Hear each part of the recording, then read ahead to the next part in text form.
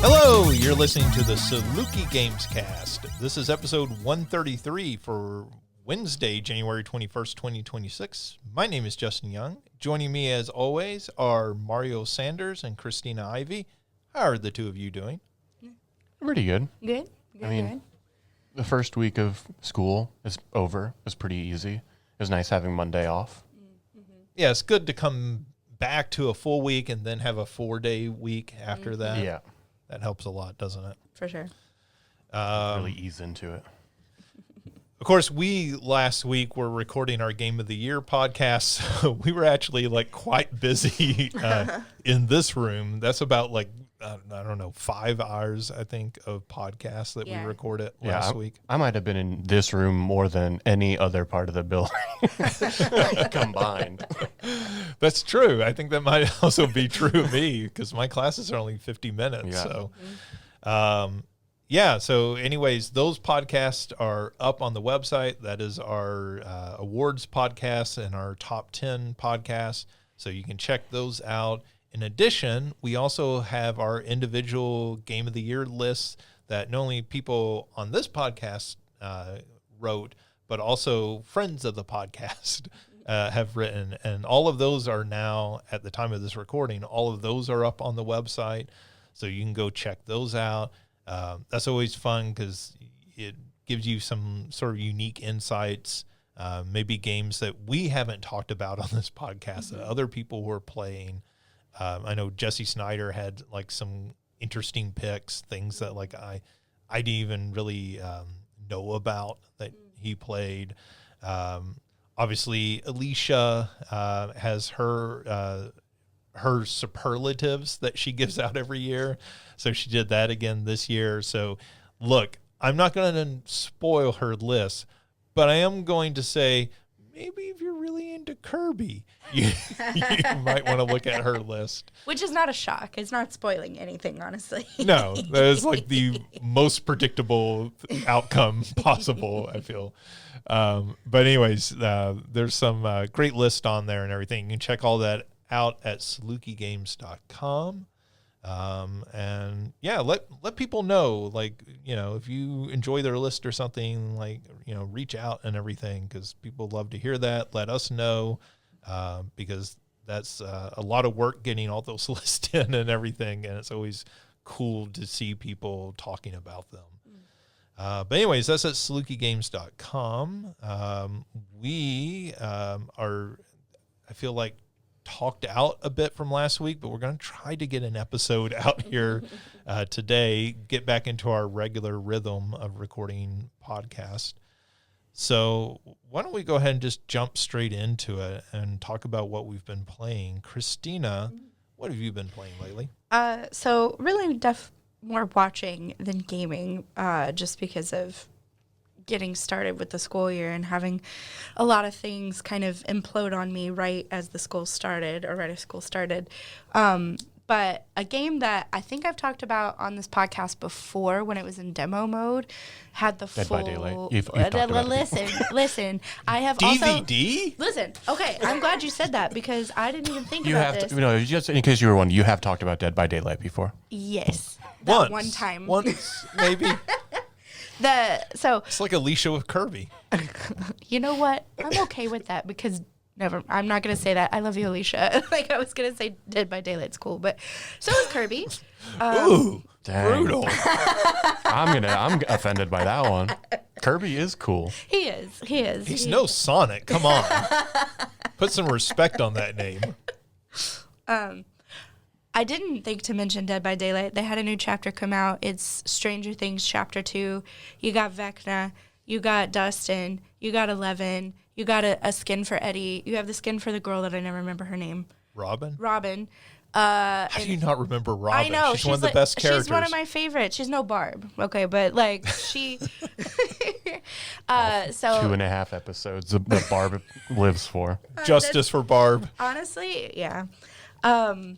So that's an update. I have not been watching that though, as much as I've been watching Quarantine Zone, which is like a Papers, Please, but there's been a zombie outbreak and you are in charge of letting people into this security post based on symptoms they have, whether or not they've had contact with zombies, whether or not they're trying to smuggle in zombie parts to, wherever they would sell them.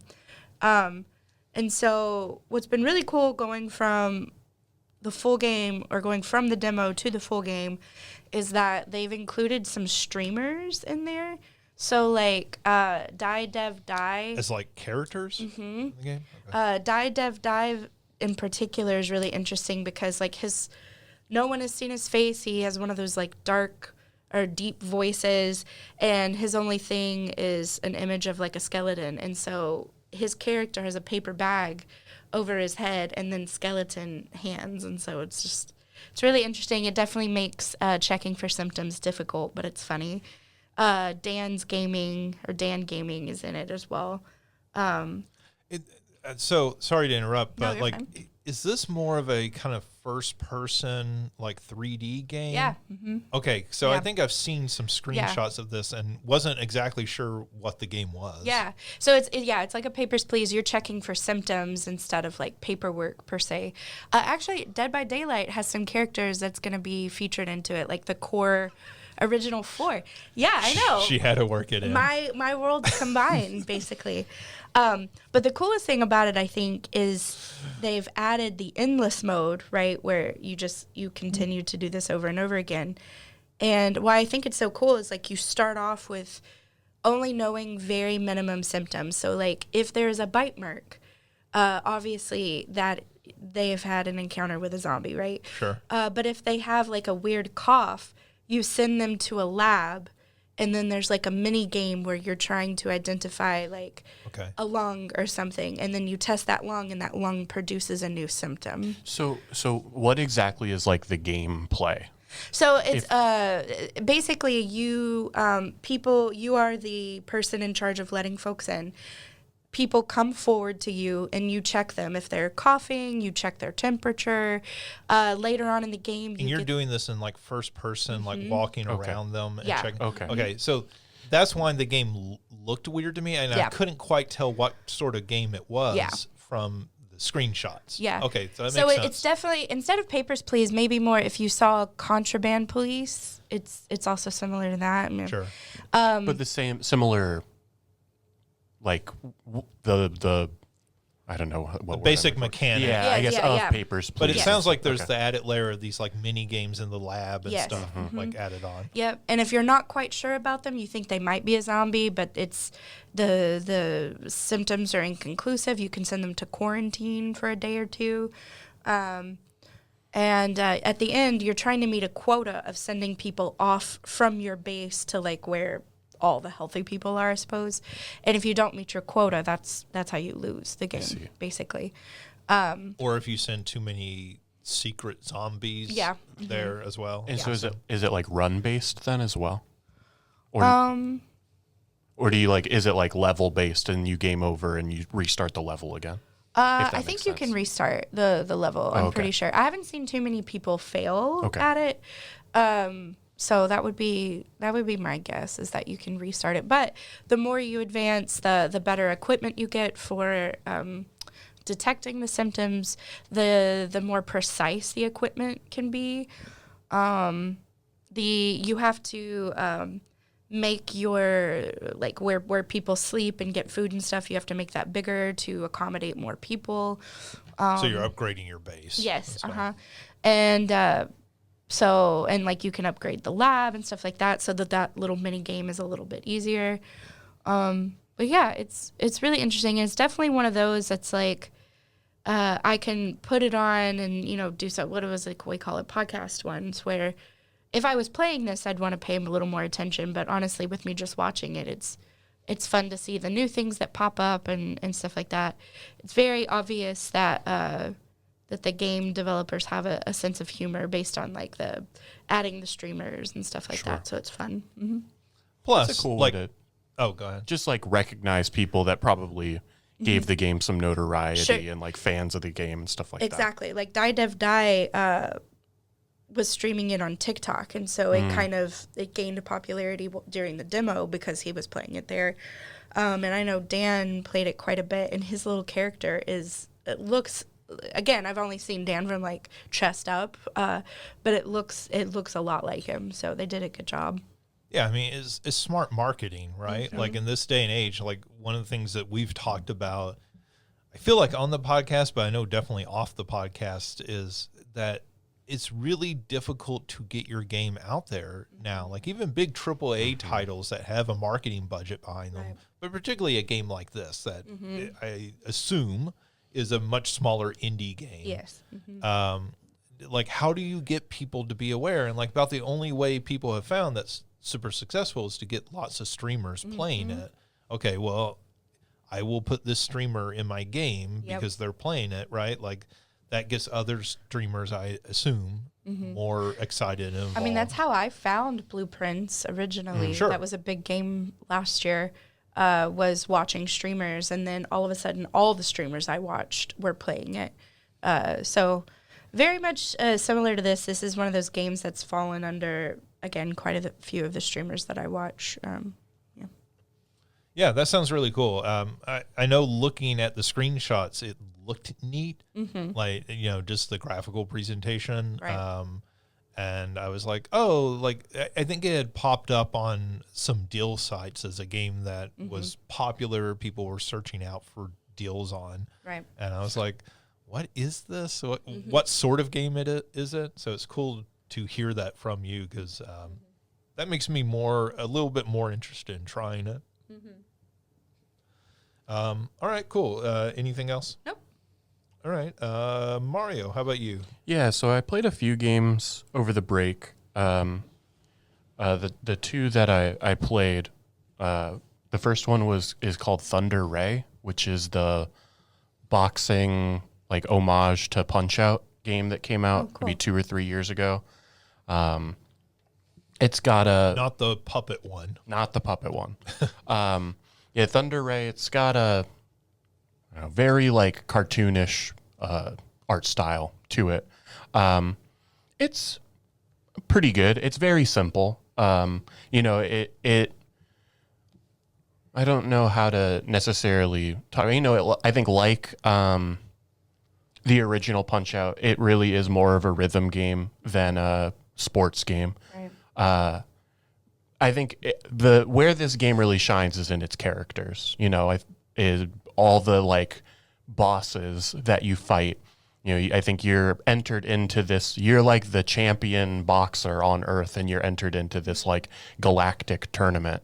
And so you're fighting all of these sort of intergalactic entities. And so that is, like I said, where the game really shines. They all have their own little gimmick.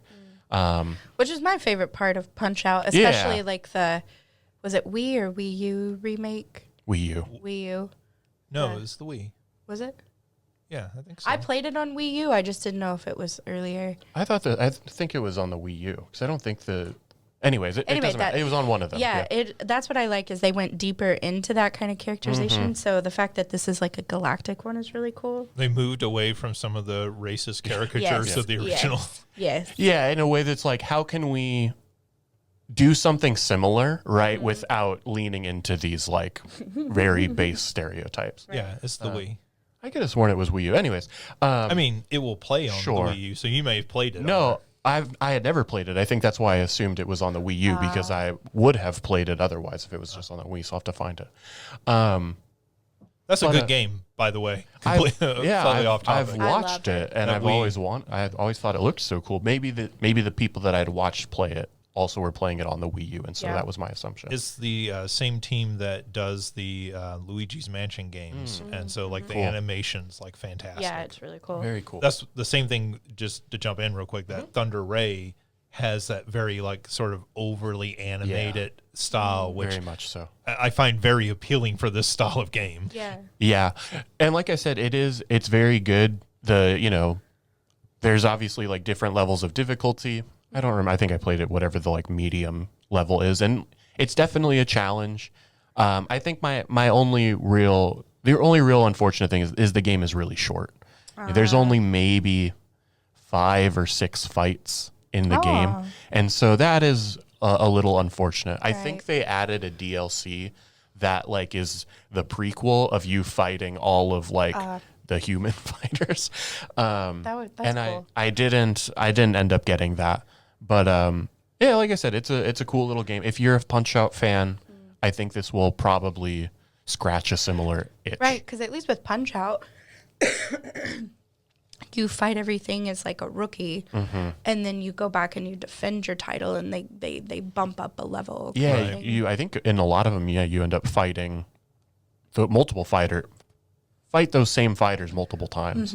And so I think that was one of those things about this game was after beating it, there wasn't really any, like, you could fight them again to get, I don't know, a better grade or a better time or whatever. But I was like, that's not really something that I'm interested in, because at some point the game was just, you learn the pattern. And like, I don't know how to, but like I said, so it was cool. The other one that I played that I spent a good amount of time that I only just beat this past weekend was called Radiant Historia Perfect Chronology, which Radiant Historia was an RPG on the DS. Perfect Chronology is like the deluxe version that they put onto the 3DS. It's from Atlas, so I don't know if it's the same people that make Persona, but it's the same publisher at the very least. And I've got, I guess, mixed feelings about it. So it's a RPG, sort of Chrono Trigger-esque in that, like, you're dealing with a lot of time travel. And I think the thing that it does very cool with the story is you're traveling between two parallel timelines. So very early on in the game, you're asked to make a decision. Do you want to go with these people or do you want to go with these people?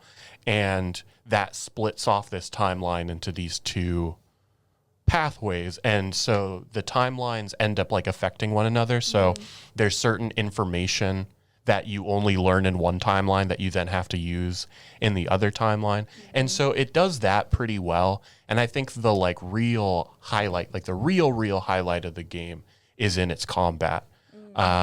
It's presented as sort of your typical, like, your characters are very typical RPG. They are off to the side. But then all of the enemies are on this 3x3 grid, and your attacks can move those enemies around that grid. So you can set up a trap on one space. You can then knock them into the trap to do damage. You can knock the enemies into each other. That way, when you start attacking, you're hitting multiple enemies at the same time. That allows you to build up like a combo multiplier, which then increases your damage. It also increases the experience points that you get, as well as the like money that you get or the rewards that you get at the end of the fight. Did you ever play the South Park RPGs? I played a little bit of Stick of Truth and then beat Fractured But Whole. Okay, it's the Fractured But Whole one that is also on a grid, right? Yes, but I believe you are also on that grid. Yeah. So you, in this game, you are completely separate from that grid. Okay. You're just moving them around. But some of the mechanics sounded similar. Similar in that you can push them around. Right. Yes. I think my biggest real complaint about this game, and honestly, it's a pretty big one, is the balancing in terms of like the grinding is not very good. Yeah. And I feel pretty confident in saying that the devs knew this, because one of the DLC that they added was basically, I don't know if it was a DLC or if it was part of that deluxe Perfect Chronology add-on, is they basically give you an equipable item for the main character that when you do a fight, the enemies drop items that just give you a ton of experience. So cool. Yeah. basically there's growth books. So one is just like the normal growth book, and one is like the big growth book or something. The small growth books essentially give you a third of your experience bar. So whether you need 100 experience, like from empty to full, if you need 100 experience or 10,000 experience, it fills up a third of that bar. And then the large ones, just regardless from where you're at, give you an entire level. Oh, wow. And so it's one of those things that, and the enemies drop a ton of them. Like it's very realistic that you could fight some very basic first encounter in the game, and they drop like 4 levels worth of experience from those books. And so to me, it's one of those things that like it's nice that they added that, because like I said, I think if they didn't, the amount of grinding you would have had to do in that game would have been pretty egregious. Right. But at the same time, it feels like this is a Band-Aid on a much larger issue that your game has. Yeah, I feel like a lot of role-playing games, historically, role-playing games always had that problem. You go back and you play the original Dragon Quest games and, original Final Fantasy, like you spend hours just grinding levels at some point or grinding for gold.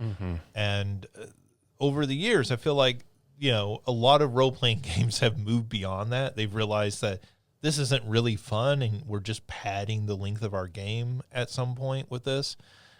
But it's weird because there's still this sort of,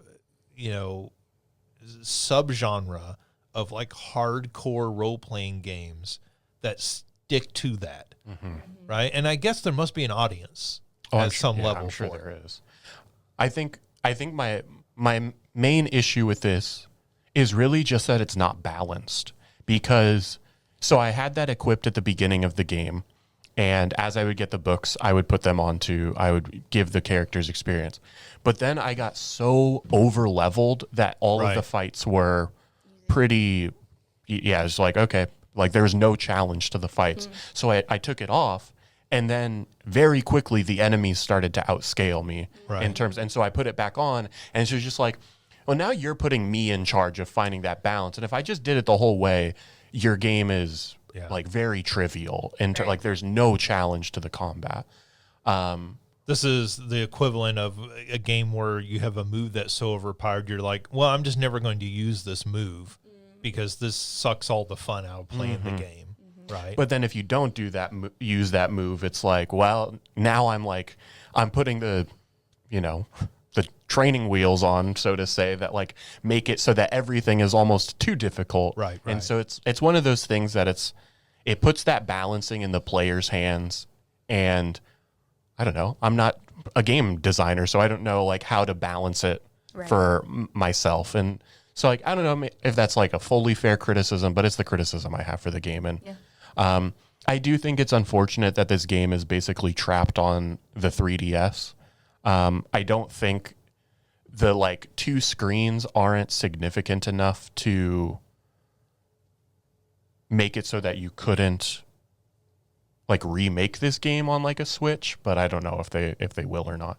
I just jump in. I think that's an entirely fair criticism to lay against a game. I think any game where I feel like as the player I'm being forced to sort of to figure out the fun of the game on my own, right? Like I'm perfectly fine with games that are like, hey, like we're going to give you lots of options to like get your way through this, but I don't like games where I feel like I'm having to like manage too much of the game load on myself, right? Like it's supposed to be an experience, not like, as you say, like me playing game developer at some point. And so like I think that's an entirely fair criticism to level against a game that the developers are like, we can't figure this out, you do it. Yeah, because ultimately what happened, so like I don't know how far I got into the game when I was but anyways, I took that equipable off, so I was no longer getting those experience books.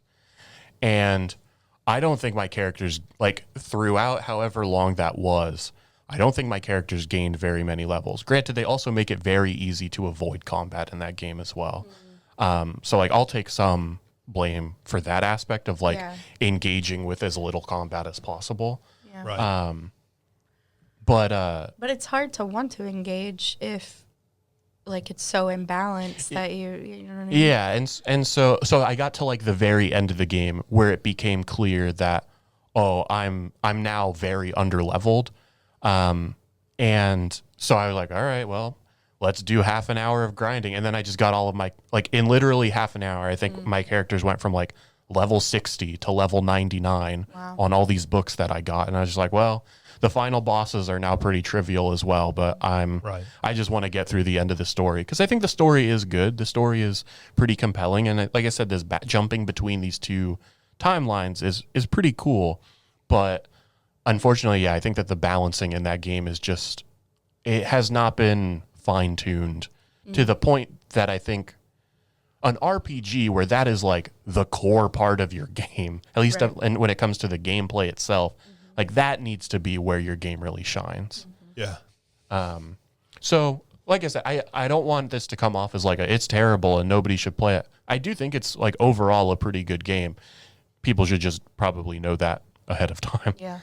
I feel like Square has handled that better with their re-releases of some of the Final Fantasy games, where those games are generally well balanced. But when they went back and re-released like the Pixel remasters and the remaster they did of Final Fantasy 12, they added where you could sort of scale the experience that you would get from encounters. So you could double it or triple the amount of experience. So it was essentially a way for people who maybe weren't very good at games or didn't have a lot of time and didn't want to deal with the necessary grinding. I'm just here for the story. Right. Yeah. And it allowed you to have that sort of control, which seems like, hey, the basic game is not broken, but if you don't want the full level of challenge, or you don't have the time, you're just here for the story, you can kind of, cater the game around that. And that seems like a perfectly fine way to handle that. Sure.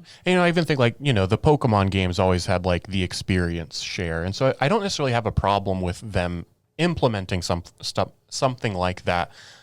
I just feel like they shouldn't have put it like how I go about doling that experience out. Like, I feel like that should have been something that they decided to do. You wear this equipable and it automatically gives some amount of experience or doubles the experience as compared to, like I said, I do one fight. I'm level 60 going to the very early game where I can kill everything in one hit and I get 4 levels worth of experience off of this one fight. So, like I said, the balancing is weird. But anyways, this sounds like a Band-Aid to a problem with the game. And I think I will admire them acknowledging it at the very least and doing something about it. But I don't know if it doesn't get at what the core of the issue actually is. That new Final Fantasy VII remake that they have coming out, Reimagined, I think is the subtitle to that. They put out a demo for that, and apparently the original Final Fantasy VII is like one of the most robust role-playing games ever made. It's like a 100-plus hour game to finish. And apparently the beginning of that game is like a 4-plus hour prologue. What game are you talking about? I say Final Fantasy. I meant Dragon Quest. Oh, okay. Excuse me. Sorry. You said I was like, I don't think that. Yeah. Okay, Dragon Quest 7. Sorry, I had been talking about Final Fantasy. So, but anyways, Dragon Quest 7, the reimagined that they're just putting out. I think that comes out maybe in February sometime. Yeah, but it's within the next few weeks. They put out a demo for it. Anyways, that game originally, the opening part of the game was 4+ hours. And so then they did a remake for the 3DS, maybe it was.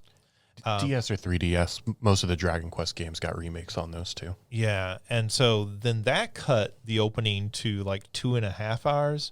And now in this new reimagined one, they've cut that opening to a little over an hour to get through. And so like I think that's a smart way. Like if you're going back and remaking a game or, revisiting a game, like, hey, we were wrong. Players are not happy with this. This is taking people too long to get into the meat of the game. We're going to fix and address this. Sorry. I just think that's a very mature response from developers. It's just what we've talked about. Like there are, with any sort of media, with films, TV shows, like you got to find those ways to cut off the fat. That's just like, it's not that this is bad per se, but like you do have to respect people's time to some extent as well. I think developers have gotten better at that.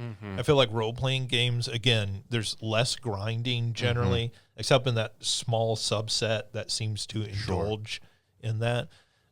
But, when I play modern role-playing games, like Clair Obscur doesn't have just endless, mindless grinding in it, right? Like, I mean, you can go and do some of that, but, like, that's not necessary to progress through the game. And I feel like most people, that's not why they're coming to those games. Yeah.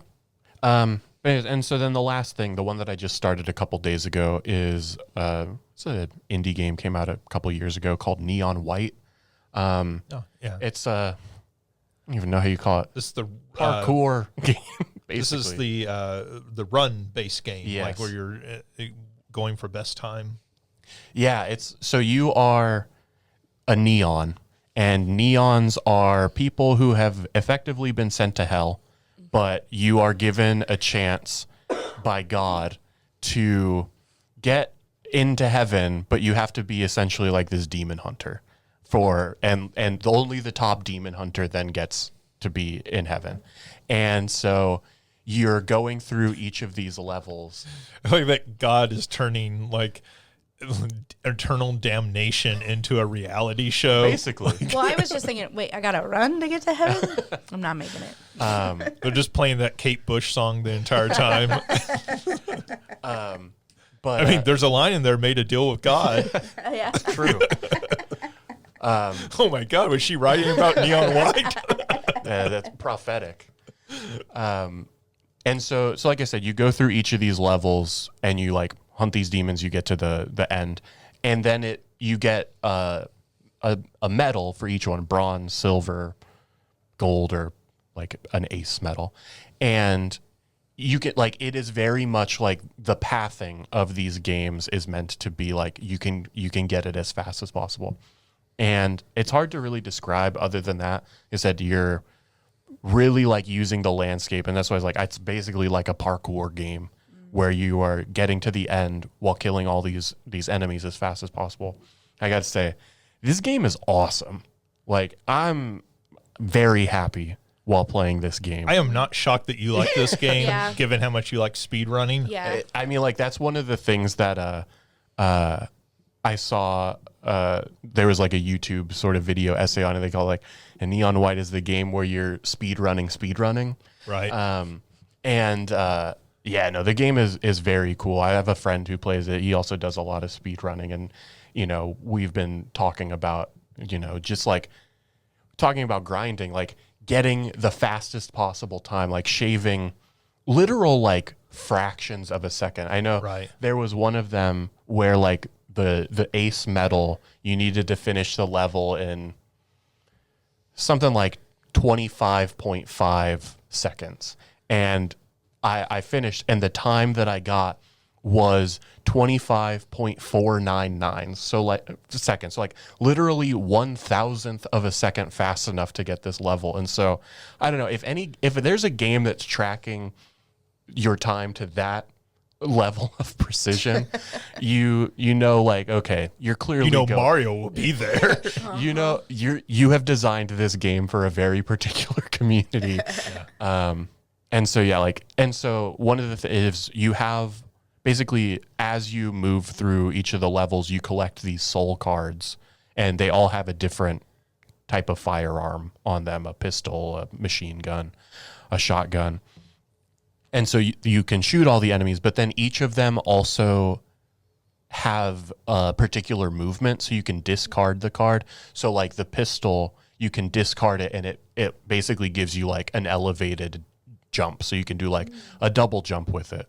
The shotgun gives you like a dash in any direction. Cool. And so it makes the movement very fun in that game, and you can see how like, oh, it's sequencing all of these items in a particular way that lets you go faster. You're cutting corners.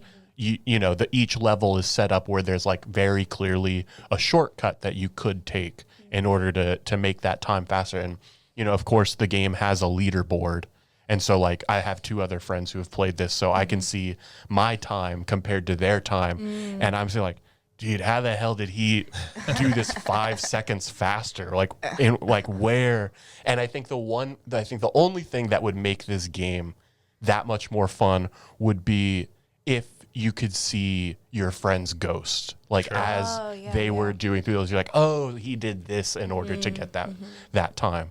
That I would actually grind out like fastest times possible. What are you playing this on? Steam. I think it's on most every console. Yeah. Well, that's why I asked this, because I looked it up just to see the visuals and stuff, and so I was just curious. Yeah, it's one of those things, like, the game has a story. I really don't care about the story. It is very much like it is the gameplay that I am in on this game for. So, Astrobot did a similar thing, in that it has some speed running levels that they've continued to release some of those well after the release of that game. Yeah. Did you ever play Super Hot? I didn't. It came in one of those like itch.io bundles that I donated to years ago, but I've never played it. You would probably like Super Hot. I think I would as well. Because Super Hot is... It's the one where like the enemies move when you move, or right. something like that. Yeah. And they did a VR version of it. So, Christina, you would probably like the VR version playing that. But like, it's very much the same way of... It's run based, right? Like, and so you get loaded into a level and you're trying to figure out what's the fastest, most efficient way to get through this level. Yeah. And Neon White reminded me a lot of Super Hot. Sure. But yeah, so I've been playing through that. I'm at the point where I think I'm about halfway through, and I only know that because I got an achievement for collecting half of the like collectibles. And I've kind of just at the point where it's like, okay, I probably won't grind out fastest times, or like try to compete with like my friends' times. But I do want to at least get like the highest level that the game promotes. There's like a secret higher trophy that you can get. I'm not doing all that, but at least like all of the ace trophies and all of the presents and the side quest levels and stuff like that. So probably not like a full 100%, but a very high percentage of the game. And so I don't know if I'll talk about it next week, but I'll be playing more of it for sure, because I have not beaten it yet. Yeah, that's cool. I remember when that game came out, like it really caught on with a lot of groups of friends who were, just competing constantly to up each other's times and everything. Yeah, I never played the Mirror's Edge games, but it feels like it's sure. probably fairly similar to Honestly, as you've been talking about it, that's what I've been thinking about. Yeah. Yeah, that first Mirror's Edge is still an amazing game. They updated that for the Xbox through backwards compatibility, and it looks amazing. And of course, on PC, it's always kind of looked that way. But yeah, the first Mirror's Edge, still worth going back and playing. Second one, less so. But that first one, I think still holds up incredibly well. Man, I loved that game when it came out. Yep, that's it for me. Okay. So I played two things, one thing more recently and one thing a bit over break. So speaking of bundles, as part of a bundle, I got a Grinch game called The Grinch Christmas Adventures. And I was like, how bad can a Grinch game be? And so I loaded this up via Steam, and I started playing a little bit of it. And I got to tell you, this is a bad game. So this is not going to be on your top 5 Christmas games. I mean, look, it is more Christmas than... Is it more Christmas than Parasite Eve? That's a really interesting question to ask. It's one of those things that, I mean, objectively, it's got to be the same amount of Christmas, because Parasite Eve literally takes place on Christmas. I mean, I will say... It doesn't have Christmas characters. Mitochondria Eve is as much of a Christmas villain as the Grinch is.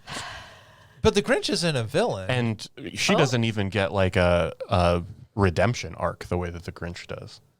Fair. Well, maybe. I don't know. I've never played the second or third games. I will say, though, that the Grinch has an entire song about Are You There, Christmas? Yep. So... Yeah, I mean, that's in the Jim Carrey movie. It's It's not in this. Wait, is that him or is that Cindy Lou Who? it's Cindy Lou Who. Yeah, because I know, because I watch that every Christmas, and every Christmas my comment is, being a child actress does not excuse you from singing poorly. Dang. Oh man, like she's a professional singer now. Good for her. Why are you throwing shade at? She learned. Wow. Wow. Man. She did a cover of that recently. Yeah, as an adult. Like it's a more like kind of rocking version, more in tune with the music she does today. What's her name? Taylor? I have no Taylor Swift. Yeah, Taylor Swift. Who is that unknown singer? Taylor something? Reminds me of that young lass Beyonce. I think she might go places. Taylor Momsen. Yeah. Her cover of it is interesting. I don't know if it's good, but it's interesting. Oh, she's from St. Louis. Anyway, sorry. Her and like Are you done bashing children, Christina? for today. Like her and half the cast of The Office are from St. Louis. Oh, really? I didn't know that. Yeah. Look weird. John Hamm is also from St. Louis. Let's see. What was I even talking about? The Grinch game. The Grinch. The Grinch. The Grinch is objectively less Christmas than Parasite Eve, I believe was what you just said. Yeah. That sounds like the sort of argument I would make. Anyways, so this is a Grinch game. It is a 2D side scroller with 3D graphics. So you know it looks fantastic as soon as you hear that. It's a weird game because like this feels like if you make a game using like one of the publicly available game engines, they will often have a physics engine that's like freely available built into the game. So you can just basically like if in Unity, you can just slap on a physics engine to a character and it will make the character jump and move and everything. And it is usually a very loose physics engine. So you end up with characters that are incredibly floaty. So like you jump and you don't precisely land, you just kind of like float and you can kind of move the character as they're falling to land and everything. And that doesn't feel good, but like if you're making your first ever game in Unity, it is a really easy way to jump right in and handle character physics, right? This game feels like that's what they did. They just took that starting physics engine in Unity and were like, this is it. This is the physics for the game. So it just feels floaty and bad and like it's asking you to leap over pits and avoid spikes, and your character just feels slippery when they're landing, like you're going to slip off the edge. It doesn't feel good at any point playing this game. I don't think. I'm sure this game is probably worse than it. I don't remember what it was called. You remember that demo of whatever that game was we played a couple years ago, where I think both of us were like, "This game is very floaty," and you are like this boy in this very like open world. Oh, right. I don't remember what that game was. Yeah, it was called, like a 3D environment, sort of open world. Yeah. I can't remember the name of that game. It left such a little impression, but I remember exactly what you're talking about. Is it floaty like that? Yes, but from a 2D perspective. Okay. Right? And so the only reason I'm talking about this game, because I'm not talking about it just to bash this little game that's obviously made for children and everything, but it makes playing a game like this makes you appreciate when you play well done 2D platformer games, right? When you play something like a Mario Wonder and you're like, oh, like there's a precision to the physics here where almost instantly you're like, I understand how this character is going to move at all times through space. And playing a title like this, you're just like, none of this makes any sense and none of it feels good. And I really just don't like anything I'm doing within this game. And granted, this is from one of those little studios that I feel churns out these licensed properties. I mean, we've always had bad licensed games, but in recent years, we've gotten these that are made by companies like Game Mill, which this is not, but, you know, we get things like Garfield Kart. Yes, we do. That, games that just feel bad. Mm-hmm. It's not even like, oh, this isn't as good as a Mario Kart. No, this just feels bad. It's just relying on the name. The name, yes. Yeah. Mm-hmm. Recognizable characters you can slap on a box and everything. So, yeah. The thing that is kind of funny is a friend texted me last night or the night before talking about that she had seen a video on YouTube that was asking the question, where do the people of Hyrule use the bathroom? Because there are no bathrooms in Hyrule when you're playing the Zelda games. And I told her, I said, that's really interesting you bring it up, because when you begin this game, if you go left instead of going right immediately, you walk into the Grinch's bathroom. I'm like, why did they model a bathroom for the Grinch? For the people like her that are like, yeah, but where do you pee? That or it's for that one Twitter account that strictly looks at if you can see your reflection in the mirror. Oh, yeah. Oh, I thought you were going to tell me there's like a Twitter account that is like video game bathrooms. I mean, there probably is, but I know there's at least one that's like, can you see yourself in the mirror? Does the mirror work in this game? Yeah. Which is way harder than people realize to program into a game. The one person I heard talk about it, I don't know if she ran it or if she was just talking about it, but she's an animator, and she's like, I also pay attention to that because I know it is so much harder to do than people think it is. Yeah. I believe when they did Duke Nukem 3D, that was like one of the sort of eye-catching things, is if you walked in the bathroom, you could see his reflection. And they said the way that they did it was by essentially rendering the environment twice. So when you look at the mirror, you're not actually seeing a reflection. You're actually seeing that Another world Duke Nukem. mirrored. Another Duke Nukem. Right, yeah. That, you're seeing yourself mirrored in this mirrored environment and everything. And they're like, so we just had to render the world twice in order to make this work. And I was like, oh, that's actually like a somewhat really elegant solution to this thing that's way more complicated than I ever gave it. I was about to say, like, I would think that that's how you would do it, just because, I don't know. That makes sense to me. But then again, I'm not an animator or anything. Well, I think the problem is that then that drains resources, right? Because Yeah. you're rendering two environments. Right. But no, I mean, yeah, I agree that seems like a really simple way to do it. Apparently, all of that's way more complicated. I was reading a thread recently about water reflections and how they did water reflections in an early game. And I think it was Half-Life 2 they were talking about. And they said, again, they were basically rendering it twice, but at a lower resolution and poly count in order to create the reflections for the water. All those sort of tricks that are kind of interesting in games. Anyways, The Grinch, not a good game.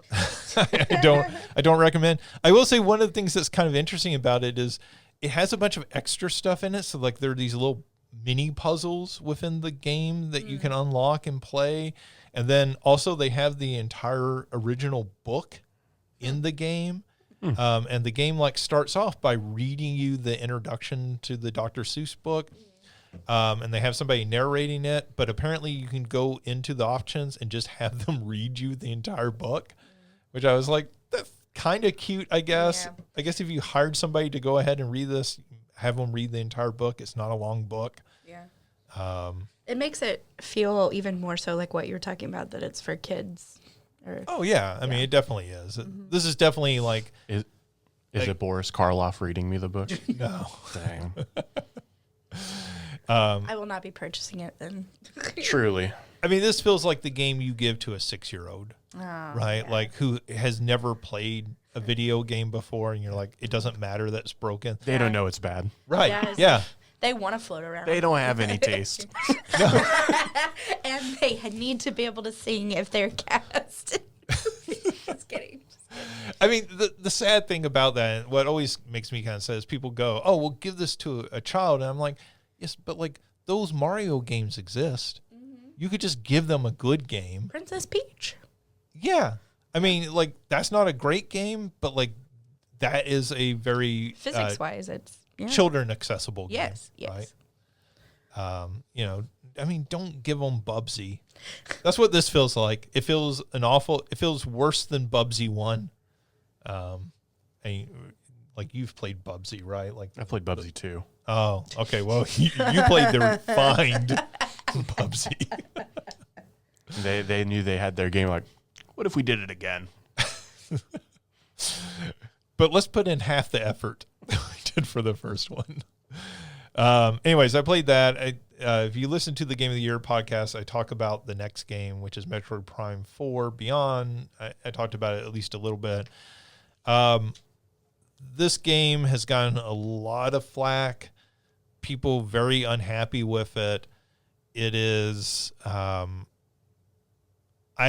think it's understandable why people are unhappy with it, because this game is not the game I think most people want it. Mm-hmm. So I think most people want it Metroid Prime 1, but with better graphics and bigger environments and all that sort of stuff. This very much feels like they took Ocarina of Time and married it with the Metroid gameplay. So you have the desert environment, which is sort of your hub world, like the Hyrule Field in Ocarina of Time. And then you have different areas that you go off to, that you access through that hub world. And within those, they sort of play like a traditional Metroidvania, but they're so much smaller, and there's not they don't interconnect with one another, at least not directly. So there are certainly elements of, hey, like, here's an area I can't reach right now. I bet I'm going to get a power later in the game that's going to let me come back and access it. But then I think it really drives home the point that the Zelda games are essentially Metroidvanias without the complexity of the interlocking world, right? And when you play a game like this, you go, oh, if you take out the complexity of the interlocking world of being able to double back and this part of the level interconnects with this level in an unexpected way, that is just a Zelda game at some point. And I think it really drives home that point. And of course, nobody would ever criticize Zelda games, I don't think, as being bad games. And so I think that's why I look at it and go, this isn't a bad game, but it's not at all the game that people coming into it expected or wanted. Sure. And so, I don't know. I'm not to the end of the game. I know people particularly don't like the ending. There's apparently significant problems with the ending of the game. I will say that the things that people originally were complaining about from the early trailers about these sort of side characters that get involved and talk to you, that's almost a nothing issue within the game. That's so much of a smaller issue than I think people were concerned with. I think the game looks gorgeous. I think it still plays really well. It just feels... It either feels like they were trying for something more ambitious, like a more sort of open world Metroid game, or they were saddled with some carryover debt from when that game got canceled the first time and they rebooted it.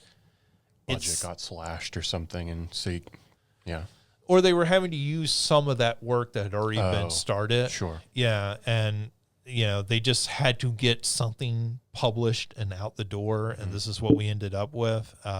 So it's not a terrible game. It's just not what people want out of it. And I guess I would say, like, it sort of drives home the point what people really want out of a Metroid game. And I think Prime or traditional 2D game is they want that feeling of the original Metroid and Super Metroid, right? That sort of discoverability, the interlocking world and everything. People really want that out of these games. And I'll say myself as well. I talked about in the Game of the Year, Guns of Fury, which is a really good one of those. I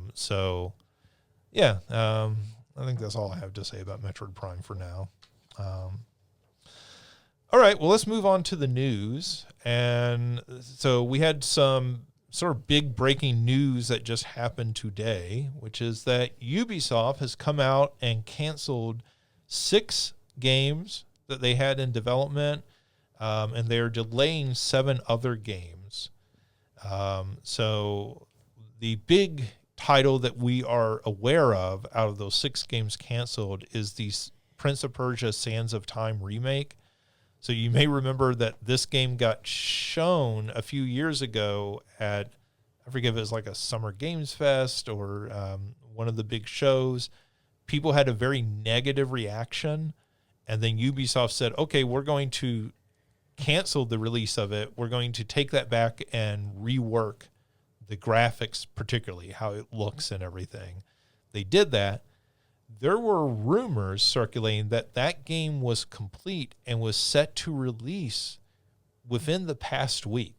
Like I believe January 16th was the date that people were saying they were just going to release this game, that it's completely done and ready to go.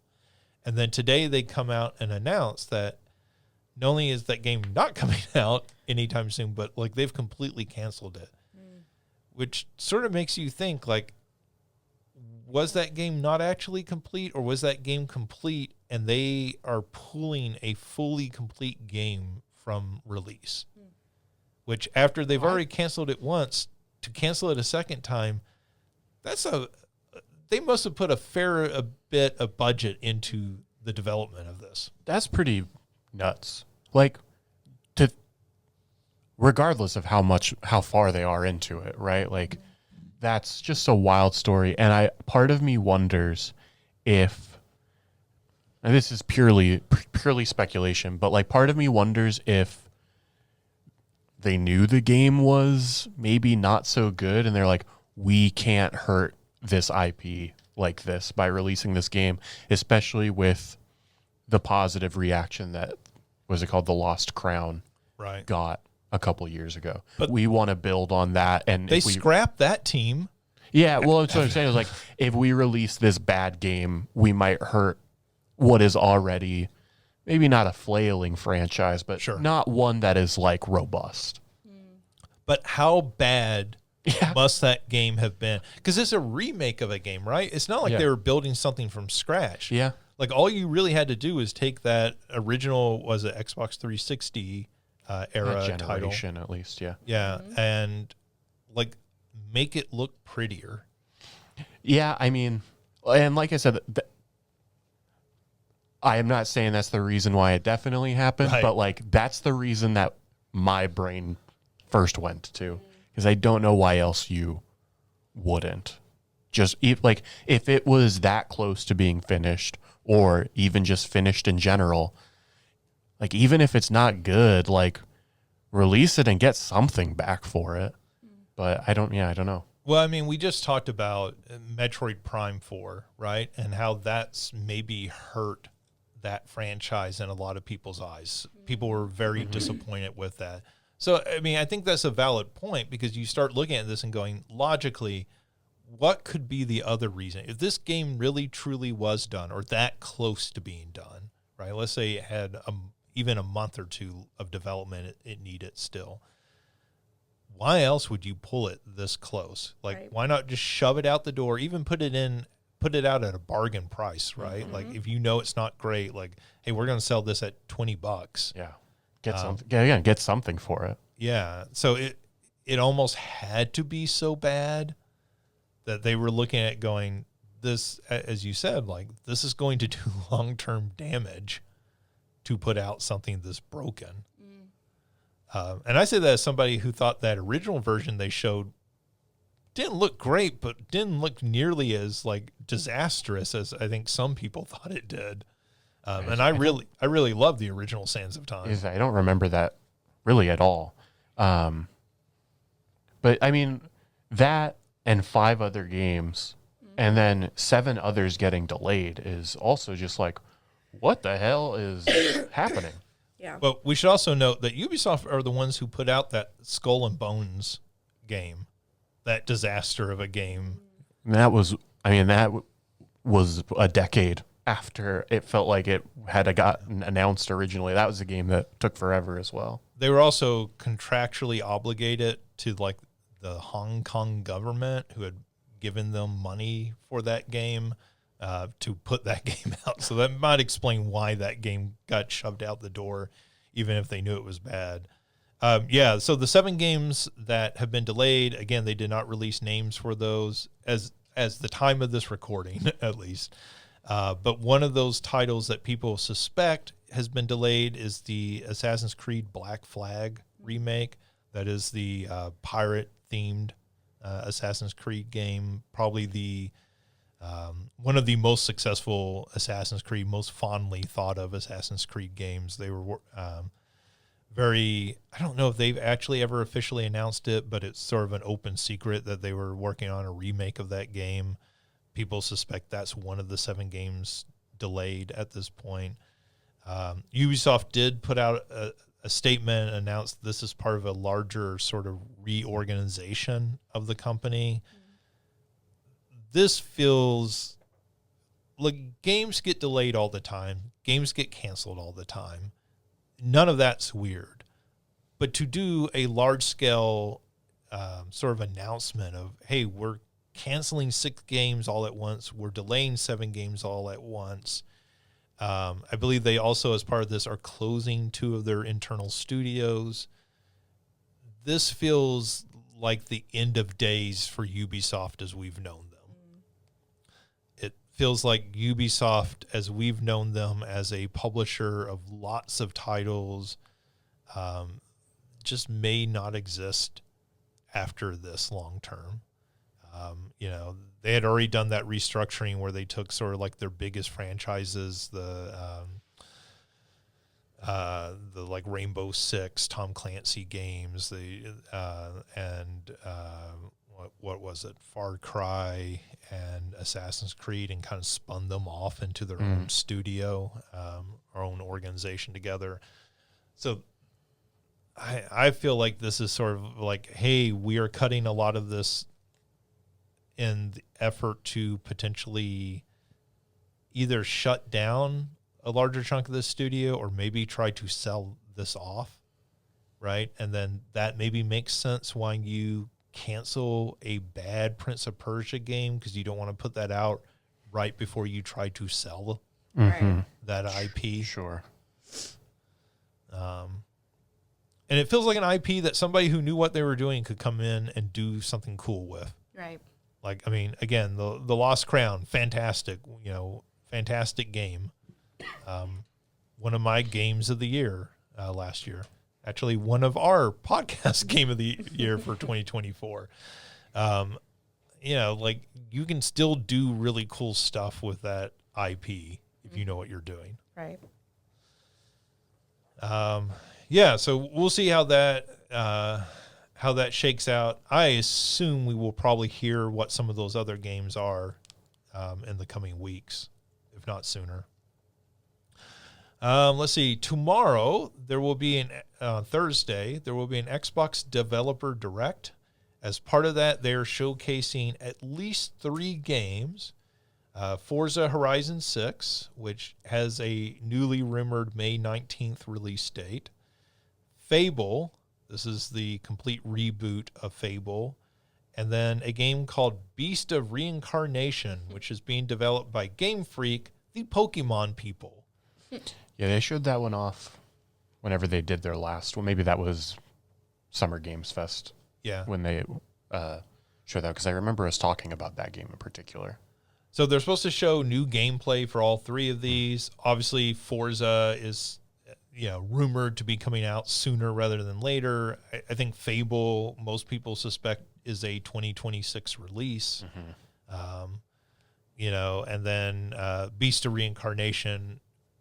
The fact that they're doing this showcase on these 3 games, they say they're going to show new gameplay. I would assume that means that will also be a 2026 release. Yeah. And then there is rumors that there will be a 4th unannounced game shown at this. I have not heard anything concrete about what that 4th game is, so I guess we'll find out. Banjo 3. Banjo 3E. Yeah. Don't joke about that. I would be more excited for a Nuts and Bolts 2.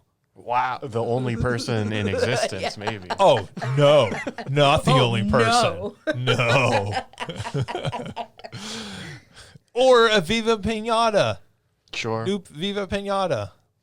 Come on. I wish it were Perfect Dark, but we already know that will not be the case. Yeah, well, speaking of studios that may not have be long for this world, Rare has not had a good track record over the last few years with games getting canceled on them. Yeah. Because they also had that, what was it, The Wilds? What was the name of that game? Where you were like jumping from animal spirit to animal spirit. That game got canceled, I believe. I don't know about that one. That was Rare, right? I don't remember. Or was that Ubisoft? Maybe that was a Ubisoft game. So it's definitely not coming out. Well, yes. Yeah. I think that game may have already been canceled publicly. Anyways, I'm Forza Horizon. I feel like I sort of know what that game's going to be. That's the new one set in Japan. Okay, this is good. Yeah. Fable, I'm really interested in because they seem to be hinting that's going to be they're going to lean more back into the sort of whimsical sort of fantasy setting of the original game, the sort of whimsical personality to that original Fable game. It's got to be close to like, maybe not 20 years, but at least 15 since the most recent one came out, I would think. Fable 3. Yeah, so that would have been Xbox 360. Yeah. 15 years probably, very much. Because you got to think, we've been through 2 consoles. Yeah. Since that. Yeah, so you almost have to reboot that franchise because Absolutely. like you have an entire generation of your audience who has never heard of or played those games. Yeah, I mean, I think they're original on they're available on Game Pass, at least on like Xbox hardware. But still, like that's go play these 20-year-old games and then come back to us to play this one. I mean, are the kids really into Fable these days? Maybe it's the new thing. Maybe it's going to be the next thing. Are they streaming themselves on TikTok playing Fable? Hitting that fart button. I was going to say, over and over again? dedicated fart button.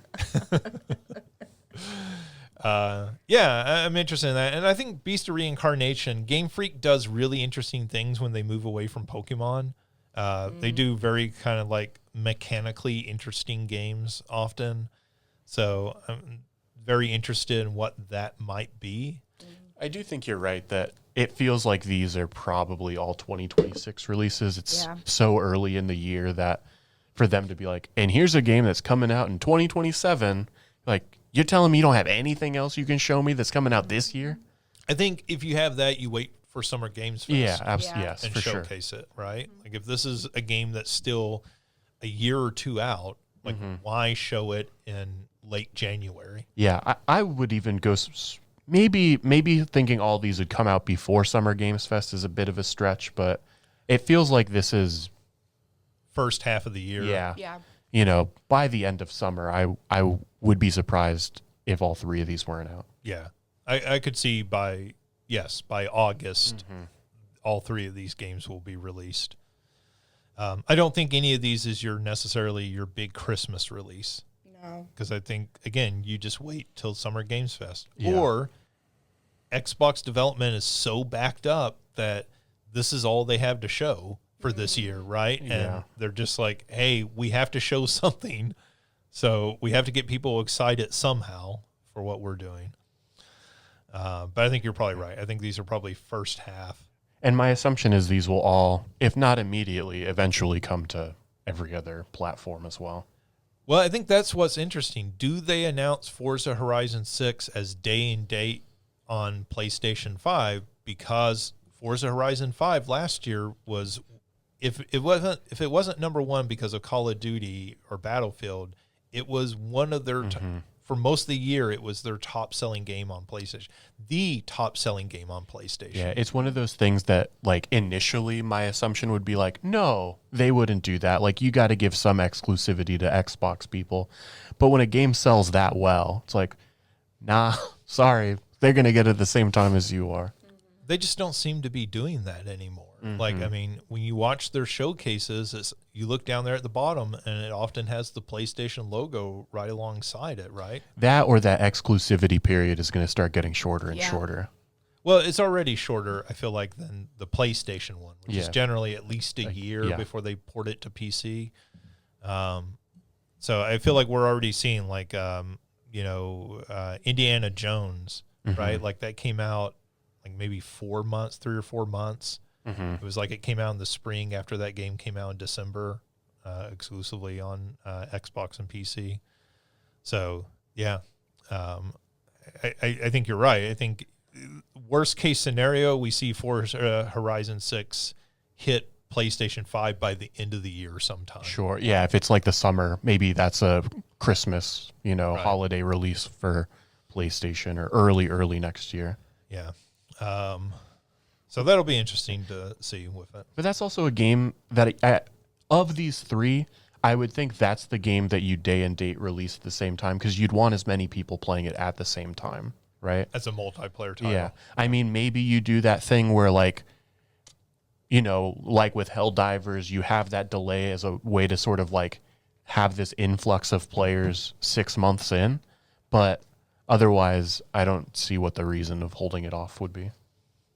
No, I mean, the reason is because exclusivity sells hardware. Sure. And at this point, I don't know that Microsoft cares about selling hardware. Yeah.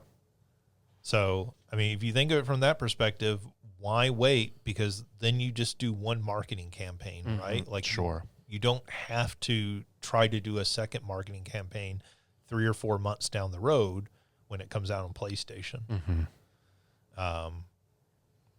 Yeah, I mean, I guess we'll see. I feel like that's going to be a major turning point, right? Because when you start seeing that, you go, oh, right. Like, I guess they already announced that the next Halo is coming to PlayStation 5, right? So that I guess that remake is of Halo 1. Combat Evolved?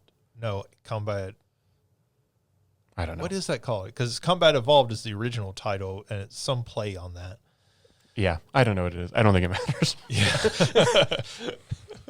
Nobody really cares. They get too cutesy with these remake titles. But anyways, yeah, I feel like this is a situation where you just sort of bite the bullet and say, hey, like, we don't care anymore. I think the thing that interests me is, do some of these games come to Switch too? Right? Like Forza, probably not, just because of the technical issues with it. But I feel like the Game Freak game, Beast of Reincarnation, I feel like that's the sort of game, if it can be scaled down to run on a Switch 2, you almost do, just because that Game Freak name means that there's an audience there, right? That and Fable, you figure, if that's, if that can run as well as Zelda, you've got, and it's going for some amount of, like, whimsical, if it is a little bit more kid friendly, right? I think you absolutely do that. Yeah. There are some rumors also floating around. I don't think I have this elsewhere. That some people had data mined in the new Call of Duty files. And as part of that data mining, they found that newer updates of Call of Duty have a place for a Nintendo account. And so as part of that deal, when Microsoft bought Activision, they said they would bring Call of Duty to Nintendo platforms. And so some people are speculating that will be announced as part of this. But then people have also said that would be really weird. You're announcing it specifically for another platform, and that may just be held for a Nintendo Direct and let them announce it as part of that. Sure. We will probably get a Nintendo Direct sometime in February. That's when they traditionally do one. So it wouldn't be that far off for them to announce that. So it may not get announced as part of this, but it does seem like we're getting something Call of Duty related on Switch 2 soon. That may just be Warzone. It may not be a full game. That's their free-to-play shooter. But we'll see. Christina, I feel like you have played the Life is Strange games. I've actually seen this before. I saw it on the list. Yes, and I'm glad that they're bringing back Max and Chloe in this one.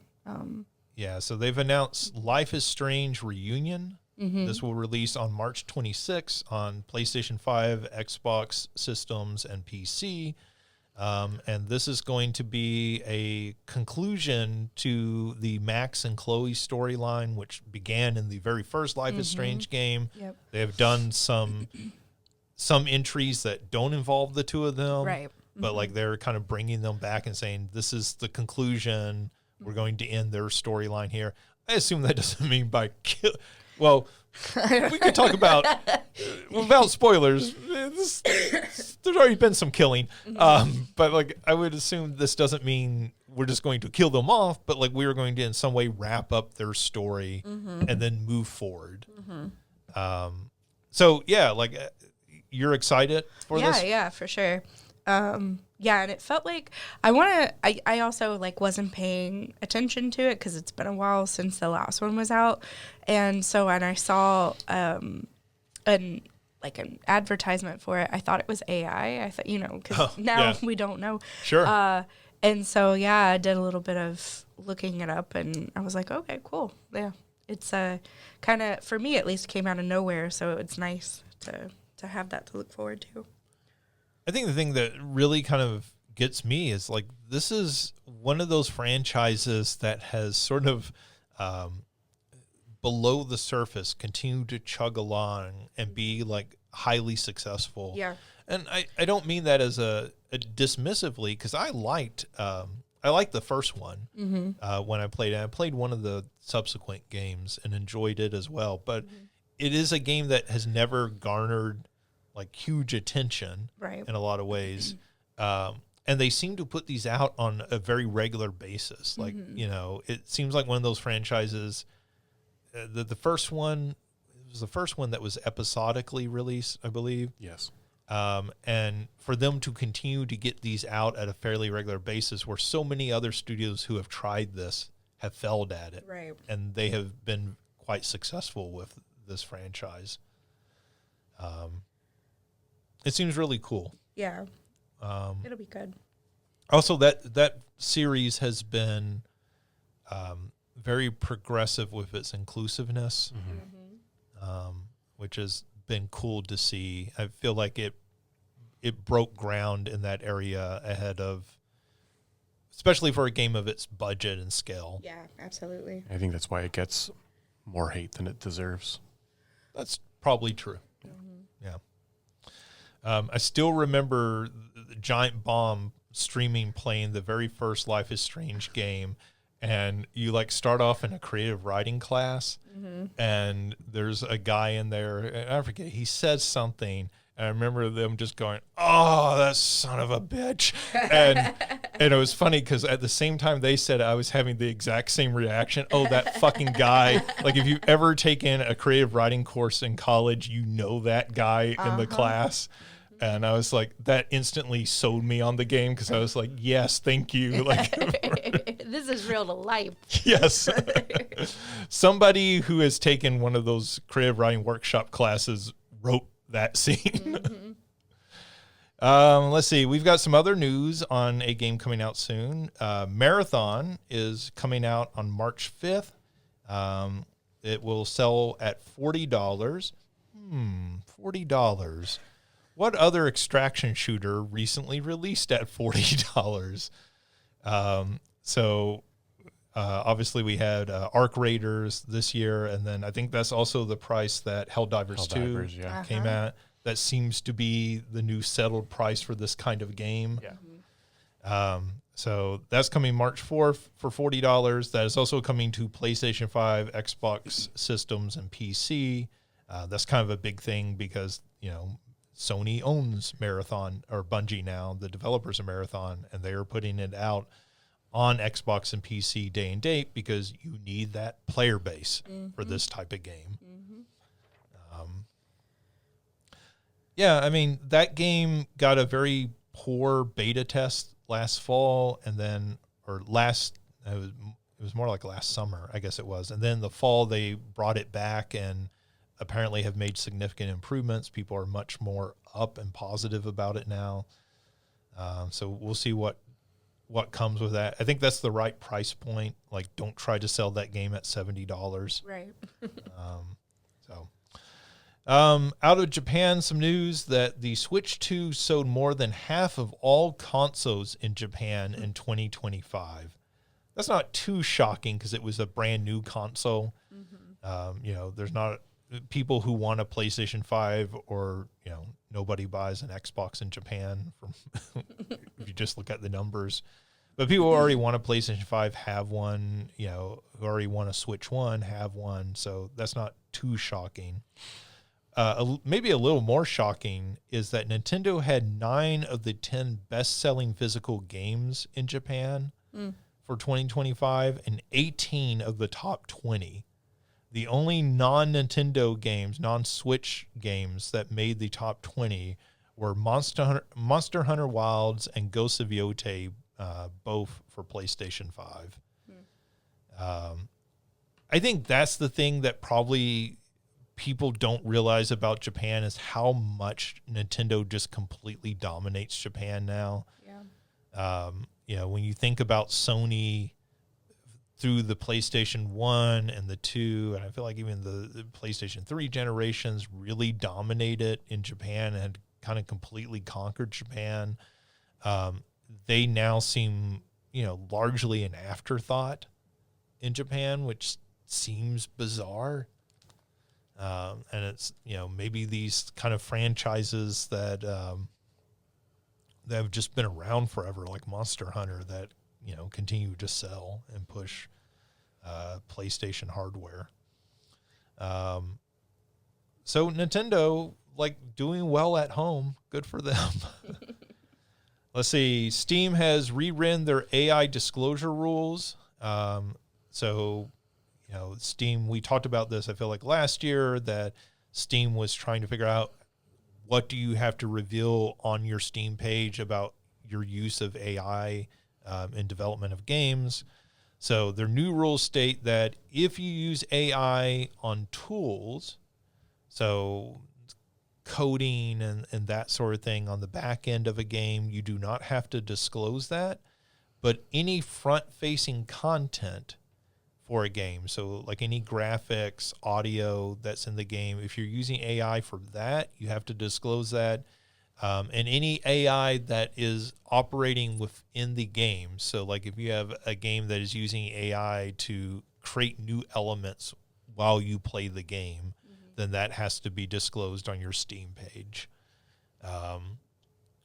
Remember Epic pushed back against this and said this was dumb and bad for the industry. And Steam seems to have doubled down, but made it more clear, right? I think this is a good set of rules because this seems to be the elements of AI usage that people care about. I don't think most people care if AI is being used in coding because they'll never know the difference.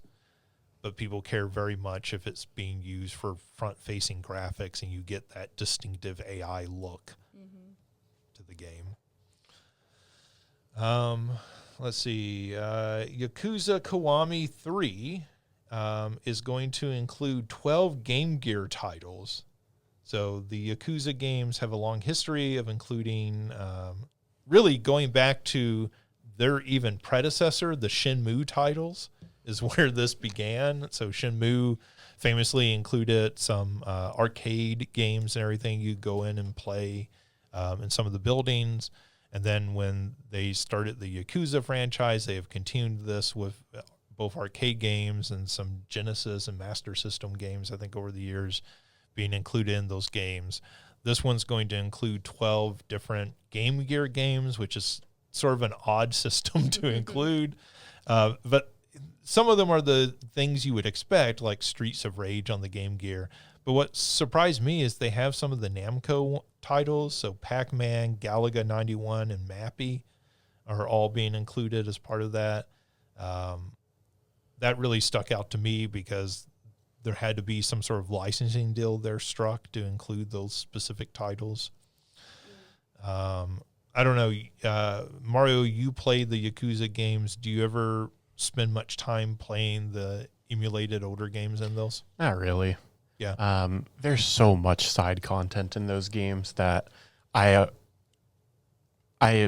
engage with so little of it, actually, just because it's like these games are, one, long to begin with, and so I think I tend to be so much more drawn to the story of those games anyways, that I don't tend to engage a ton with a lot of the mini game type of stuff that they have in them.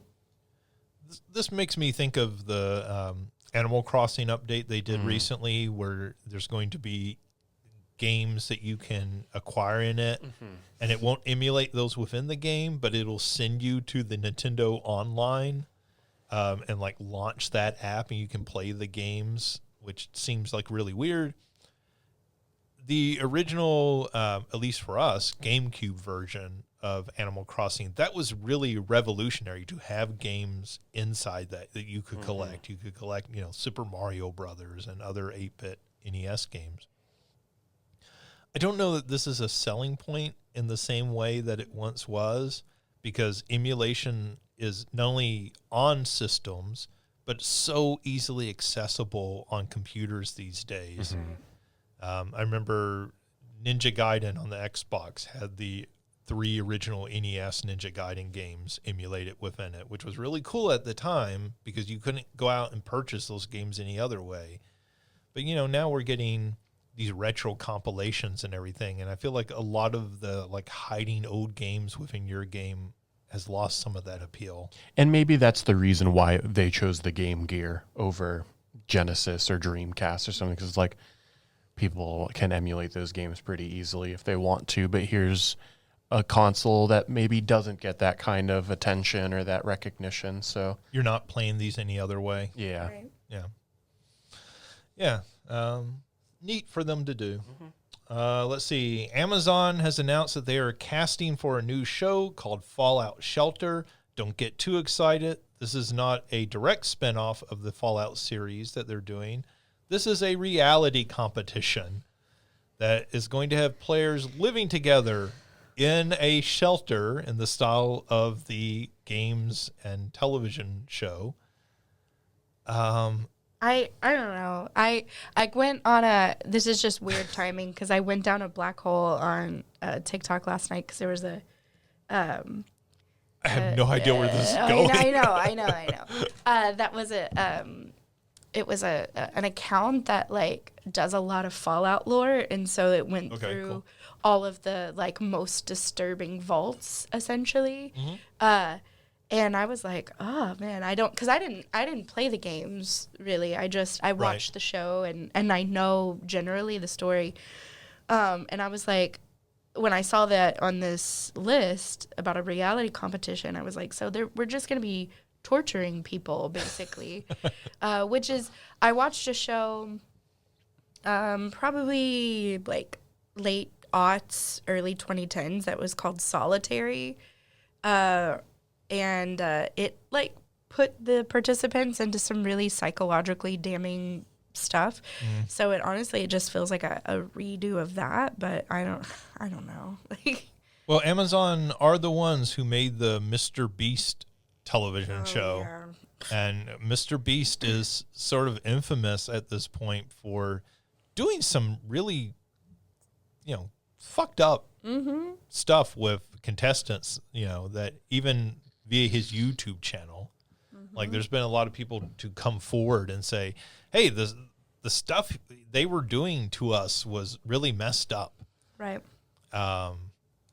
So there's no involvement, as far as I know, with Mr. Beast with this show. But you're right. The game lore of Fallout and the vaults and everything, which are the shelters. Fallout Shelter comes from a mobile game, actually, that they did several years ago.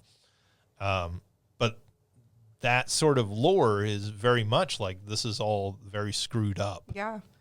That certain one, there were far fewer ones that were just about saving people than there were about just testing things on people, Right. and psychologically and actual physical scientific testing, which I'm sure they're not going to do on the reality game. Right. At least I hope so.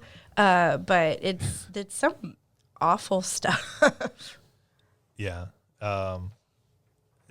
It's a weird setup. It's a weird premise other than like, hey, we have this hit show.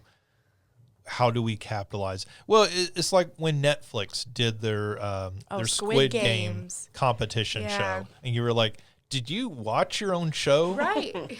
Right. Like the whole message of Squid Game is that this is, again, this bad. Yeah, this is bad. This is Paul Verhoeven going, this is bad. This is bad. Fascism is bad. Right. Yeah, I don't know. Capitalism. Anyway.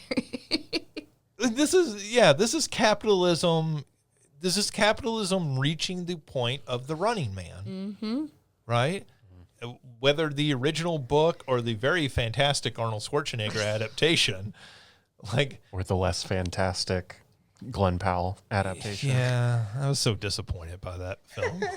I wanted to like it.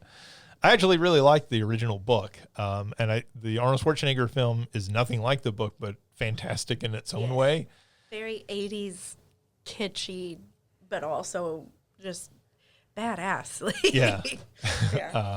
Borrowing heavily from like G.I. Joe and professional wrestling and all sorts of stuff. But yeah, like, this is sort of that come to pass, right? Like, we're not letting people die yet, but, yet, it's the key word there. It feels very exploitive. Taking these things, both Fallout and Squid Game are very much stories about how this stuff is bad. And then turning that into a reality show feels like so weird and exploitive. Agreed. Well, in happier, I suppose, Amazon news, they have announced that the Tomb Raider show that they have been in development, it seems like forever on, is actually moving forward. They released an image of Sophie Turner dressed as Lara Croft, sort of the classic Lara Croft outfit. Yeah, she looks just like her, like how I would envision it's really cool. I saw some interview with her and they asked her, like, how did you get to that look? And she was like, oh, it's like 8 hours of working out 5 days a week for the last year. And I was like, that's insane. Like, when people see images like this, they need to know that this is her full-time job. Right. Like, this is the reason you do not look like her. Especially because I saw the reason why we talked before before we started recording, and I was like, I wasn't sure if it was AI or not, because I saw immediately after a picture of Sydney Sweeney, and it was like Sydney Sweeney would have made a better Lara Croft, and I was like. And they mean in only one way. And like they wanted to see boobies. Like, and listen, I get it partially, but also Sophie Turner looks exactly like we expect Lara Croft to look. Yeah. I mean, those people also don't understand that Lara Croft's boobies in those original games were a programming error. Yeah. Also, like, one of my favorite lines in Stranger Things is when Steve is driving Robin and he's talking about Robin's girlfriend, eventual girlfriend that she has a crush on, that she says, he goes, she wants to see boobies too. And Robin goes, stop saying boobies. But yeah, Sophie Turner very, very much looks like Lara Croft in this released image. Almost to like a goofy way, like in the way that when they make a comic book movie and they put somebody in a comic book accurate costume, and you're like, okay, that looks really silly in real life. I know there were people who were like, why aren't they putting a Scarlet Witch in an actual costume that looks like from the comic books? And then they did that in an episode of WandaVision, and she looks ridiculous. And you're like, yeah, because she'll look kind of dumb. But this is the series that Phoebe Waller-Bridge has been involved with, working on in some capacity. And it's actually coming out. They're actually filming it, so that's cool. Other news of a show that they are working on is the God of War series.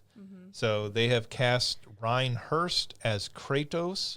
Ryan Hurst is probably most famous for Sons of Anarchy, the motorcycle gang TV series, Motorcycle Club, excuse me, TV series. And but he also is the voice of, is it Thor? Thor. Yeah, in the most recent God of War games, which is, cool that they could get somebody who worked on the video games to play the role. And he very much has the look. He already has the beard and everything. I'm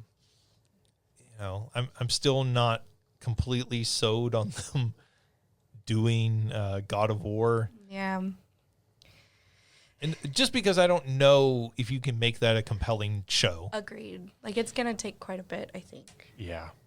I feel like if you wanted to do God of War, do the original Greek ones as like big budget, dumb action movies, sort of Clash of the Titans style. Yeah. Like you could do that. But as a series, I just don't know if that material works. I guess we'll find out. And then also, again, in Hollywood, they released a trailer for the adaptation of The Mortuary Assistant. And that's coming out very soon, just in time for Valentine's Day on February 13th. So, like, I guess great counter programming. There's probably some romance movie coming out that weekend. Because, in... I don't know, queer spaces, Halloween and Valentine's are together. They're like, some people say cousins, some people say dating. They're just very close together because like they camp in each one. So honestly, this is my ideal Valentine's Day movie. Last year they put out some big horror film. I forget what it was, but they put out a slasher film right at Valentine's Day. February is traditionally, I feel like, a good time to release horror films. They tend to do well. And I mentioned this before, but like I'm really glad they're doing Mortuary Assistant. I hope they there's not a whole lot of storyline to go, so like they have a lot of room. But it's one of the scariest games that I've ever played. Did you watch the trailer? Yes. So what do you think of it as an adaptation? it feels like they covered all of the bases of the game just in the trailer, and so I'm very interested to see where they go with it. But I was a little worried. I was like, so much of the gameplay is you doing the mortuary work, and it seems like that they really focused on that. That's part of the creepy element of the game, and they have quite a bit of that. And it looks like I can already. There's multiple endings, obviously, to the game, and I can already tell based on a couple of the shots, like what ending they're probably going to go with. So it looks right now like they've done the game justice, but we'll see once it comes out. Yeah, and that's coming out exclusively in theaters. So I mean, they are getting behind this. This is not a straight to Shudder type release or something. Which I would still watch. Yeah, Until Dawn came out sometime like early last year. That adaptation. Yeah, that's not a good film. So hopefully this turns out better. Yeah. Let's see. The Disney Afternoon Collection has been rated for Switch 1 and 2. This seems like a no-brainer. This is the classic NES game, so it is DuckTales 1 and 2, Chip 'n Dale's Rescue Rangers 1 and 2, the Tailspin and Darkwing Duck, I think, are the other games in that collection. People have for a long time said, why did this not get a port to Switch? It seems like an easy sell on the Switch, so it is now coming out. There's been some speculation that maybe they will include additional games because there were games that came out on the Super Nintendo and Genesis, also based off of those cartoon series. I don't know if I think that will happen or not, but it'd be cool if they included some of those, because I'm less familiar with like the Genesis version of Tailspin. Yeah. I don't think I've ever played that.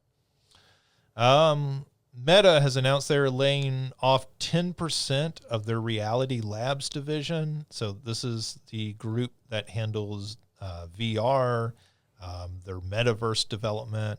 They have announced that they are pivoting away from metaverse development, which is really funny because they renamed their entire company Meta when they announced they were, really leaning into that.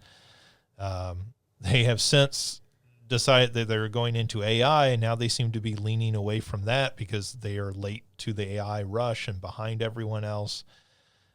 So they did announce that as part of this, they are closing 3 studios, Armature, Sanzura. Sanzura are the developers of Asgard's Wrath, which has been one of the bigger, more successful VR titles in the last few years, as well as Twisted Pixel, who did Deadpool VR, which just came out late last year, I feel like, was nominated for Best VR Game at the Game Awards. And Twisted Pixel has a very long history going back. They made the Splosion Man and Missplosion Man games for Xbox. Yeah, I think what's interesting about this is it feels like Meta, Facebook, is moving away from VR. And that's weird to think about because they have the biggest VR install base of anyone with their Quest headsets. Like, if you know anybody who owns VR, they almost assuredly own one of the Quest headsets. So, Christina, that's what you have. Yep. That's what I have. Those are fairly cheap. Like, you can get them $300, but, on sale, even below that. And they have a fairly robust game store on there, software store on there, where you can get lots of these games. And when we look at, other people who have tried to enter this market, even look at Apple with whatever it is, or the Reality Pro, whatever that thing is called, at $3,000+ that it sells for. Nobody else has really been able to get such a big market share, except we could make an argument for PC, where, they put out a lot of different VR headsets and games.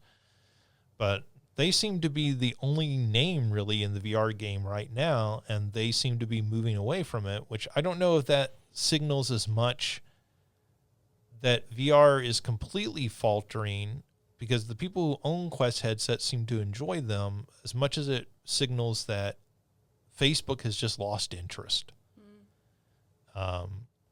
And I don't know what that means for the future of VR, especially as Steam is currently getting ready to launch their Steam Frame, their VR headset that will come out with their new Steam machine. Like, you look at all of this in concert with one another and you go, is that a smart idea? Or are you hoping to pick up the torch from Meta and become the place? Are people going to buy a new headset? Right? If you already have a Meta Quest, there's a ton of games out there. There's a lot to keep you entertained until they decide to completely shut that down, which I don't feel like makes a whole lot of sense in the immediate future.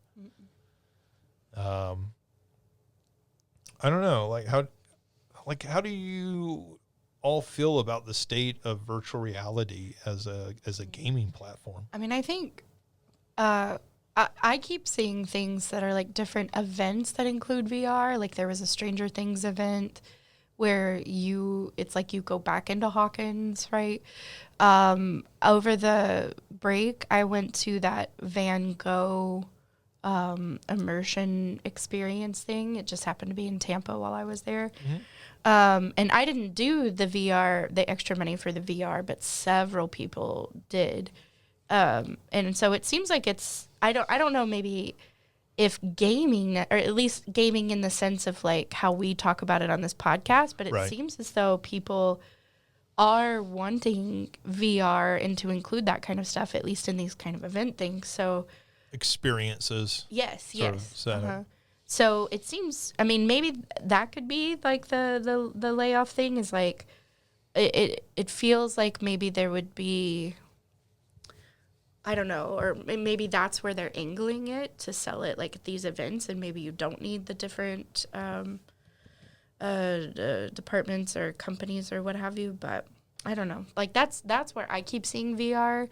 I only bought the Meta Quest because my partner bought one and was like, "This is something we could do together." Which was sort of the pitch of the metaverse, right? Right. The metaverse was, as Facebook was pitching it, was sort of this elevated Teams or Zoom meeting, right? Where there's a physicality involved, exactly, and everything. And so but that's where I see it. It's different. It's not the same type of gaming community, although there is overlap. Yeah. I mean, look, VR has not panned out in the way that I feel like anybody wanted, 8 years ago, when a lot of these headsets started really getting marketed and everything. But I think the flip side to that is there's a lot of people who have these Quest headsets out there and seem to continue to use them. Maybe the problem is they're using them to play, Beat Saber and not a whole lot else. Yeah.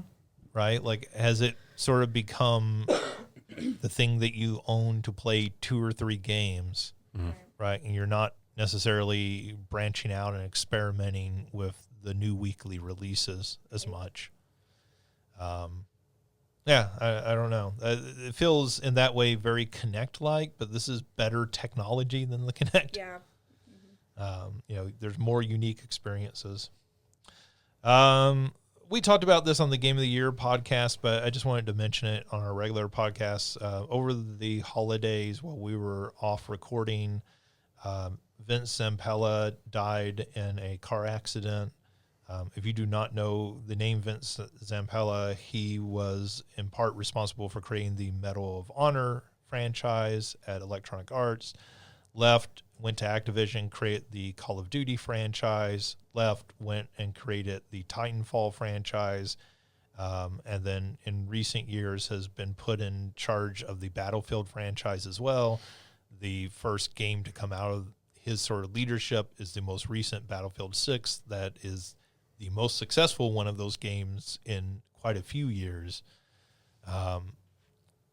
He really was, I don't think it's overstating to say, like, one of the most important developers in the world of, these sort of military first-person shooter games, and making that into, if not the most popular, one of the most popular genres of games over the last 20-plus years.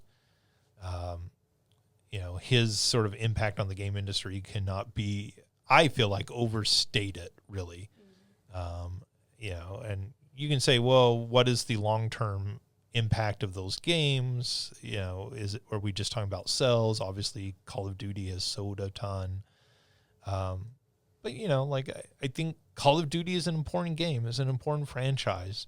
Like, they are a major reason why Microsoft spent whatever it was, $67 billion buying Activision. Right, Call of Duty was by far the crown jewel. It's been the best-selling game every year for the last 15 years. You can't really overstate how much of an impact he's had on the game industry. It's sad to see him.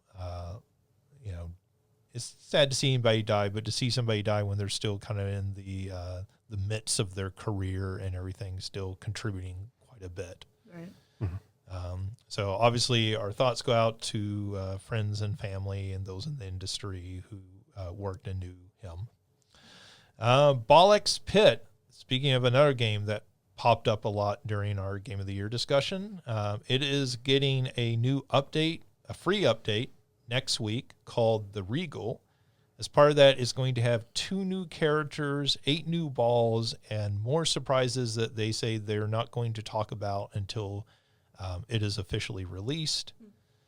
I think this is really cool. This feels an awful lot like the trajectory of Vampire Survivors, of we're going to put out free updates to keep this game sort of in the forefront of people's mind, to make this a better value, so that if you're interested in this game, you might, if you haven't already been pushed over the edge, this might be enough to kind of push you over the edge and buy a copy. Mario, you've played quite a bit of this game. Is this enough to get you back? Maybe.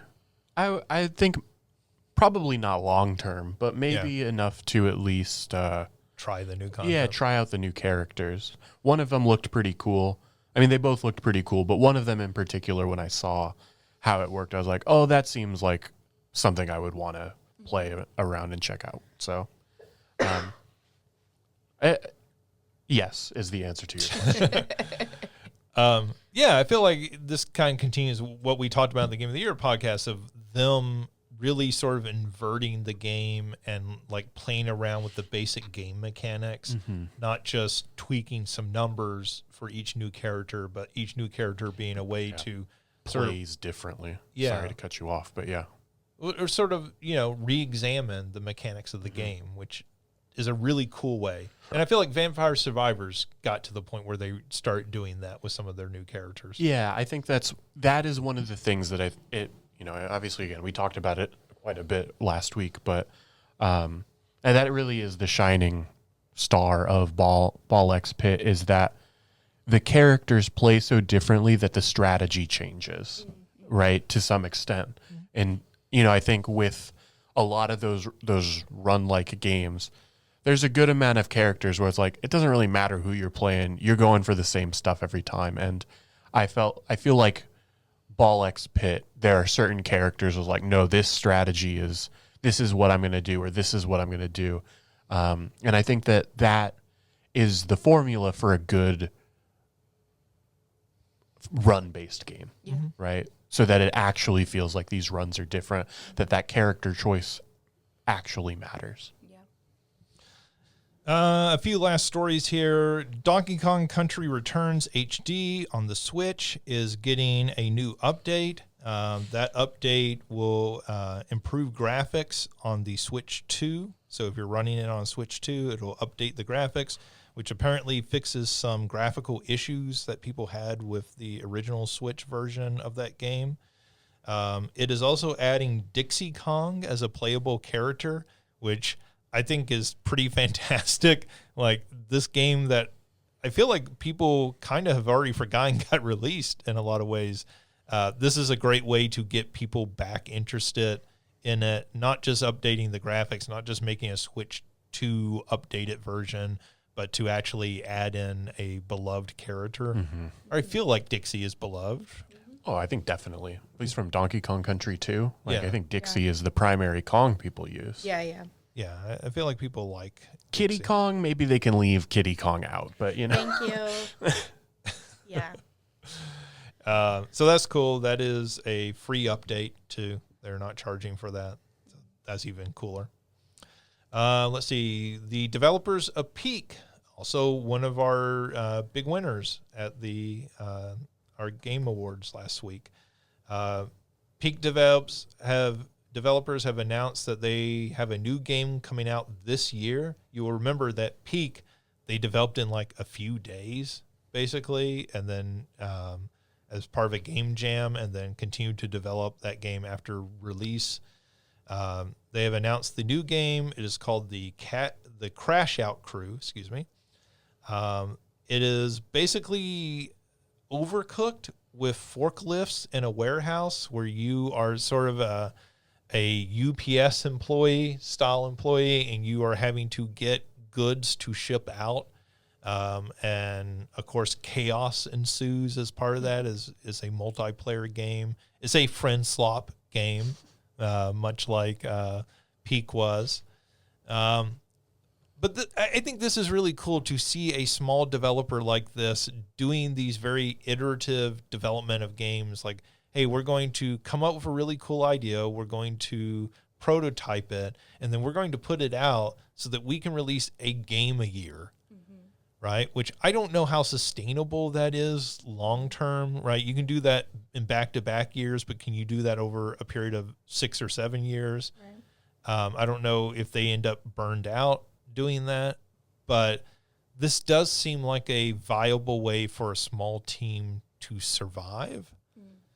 I don't know if they can flourish doing this, though Peak was, I think, very successful for them. But Mario, you were a big fan of Peak, so how do you feel about this new game? I mean, I think it's definitely cool. I think it's one of those things that if they're friends who are playing it or friends who are interested, that's what it's all ultimately going to come down to in terms of whether or not I get it, is knowing if I've got people to play it with, right? Sure. When it comes to games like these, I tend to be more of the follower than the leader of the friend group. But I did just text friends that's, asking them if they had heard about it, at least if the game had gotten announced. And so, and the price point will also ultimately matter. I can't imagine this will sell for anything more than what Peak did. Which was $8. Something like that. That was their whole thing, right? That $8 is really $5. Yeah, like that people could justify in their mind that $8 was really like an impulse purchase versus, trying to sell the game at 12 or something. Yeah. Or maybe people delay and wait for a sell. Sure. So yeah, like I said, I will definitely consider it for sure. It'll, like I said, come down to a couple of things, but I'd say depending on the cost more than anything, probably. Yeah. I'm interested in this. I mean, I like these sort of couch competitive / co-op games. So that makes me more interested in this one. Let's see. The Pirates of the Caribbean, at least the original trilogy, director Gore Verbinski has blamed the use of Unreal Engine for the poor quality special effects in modern films. If you're not aware, a lot of modern films are using Unreal Engine, which was developed for video games, to do CG style effects in their films. This is probably most noticeable with the Volume, which is the sort of 360-degree LED panel room that you can go into, and they can you can then move the camera around, and the background will move in a three-dimensional environment that you've created. So this has been used extensively in the Star Wars series that they have made for Disney Plus, so The Mandalorian and shows of that nature. And Rabinski is basically saying this is why a lot of these modern shows don't look real. That, like, when you compare them to the Pirates of the Caribbean films, that their use of miniatures and models and different things add a sort of realness and a longevity to the special effects. I think he references Stanley Kubrick at some point, and I was like, okay, sure, but Stanley Kubrick used some visual effects, but he's not what we would think of as a modern sort of filmmaker with those. 2001, yes, but outside of that, maybe not as much so.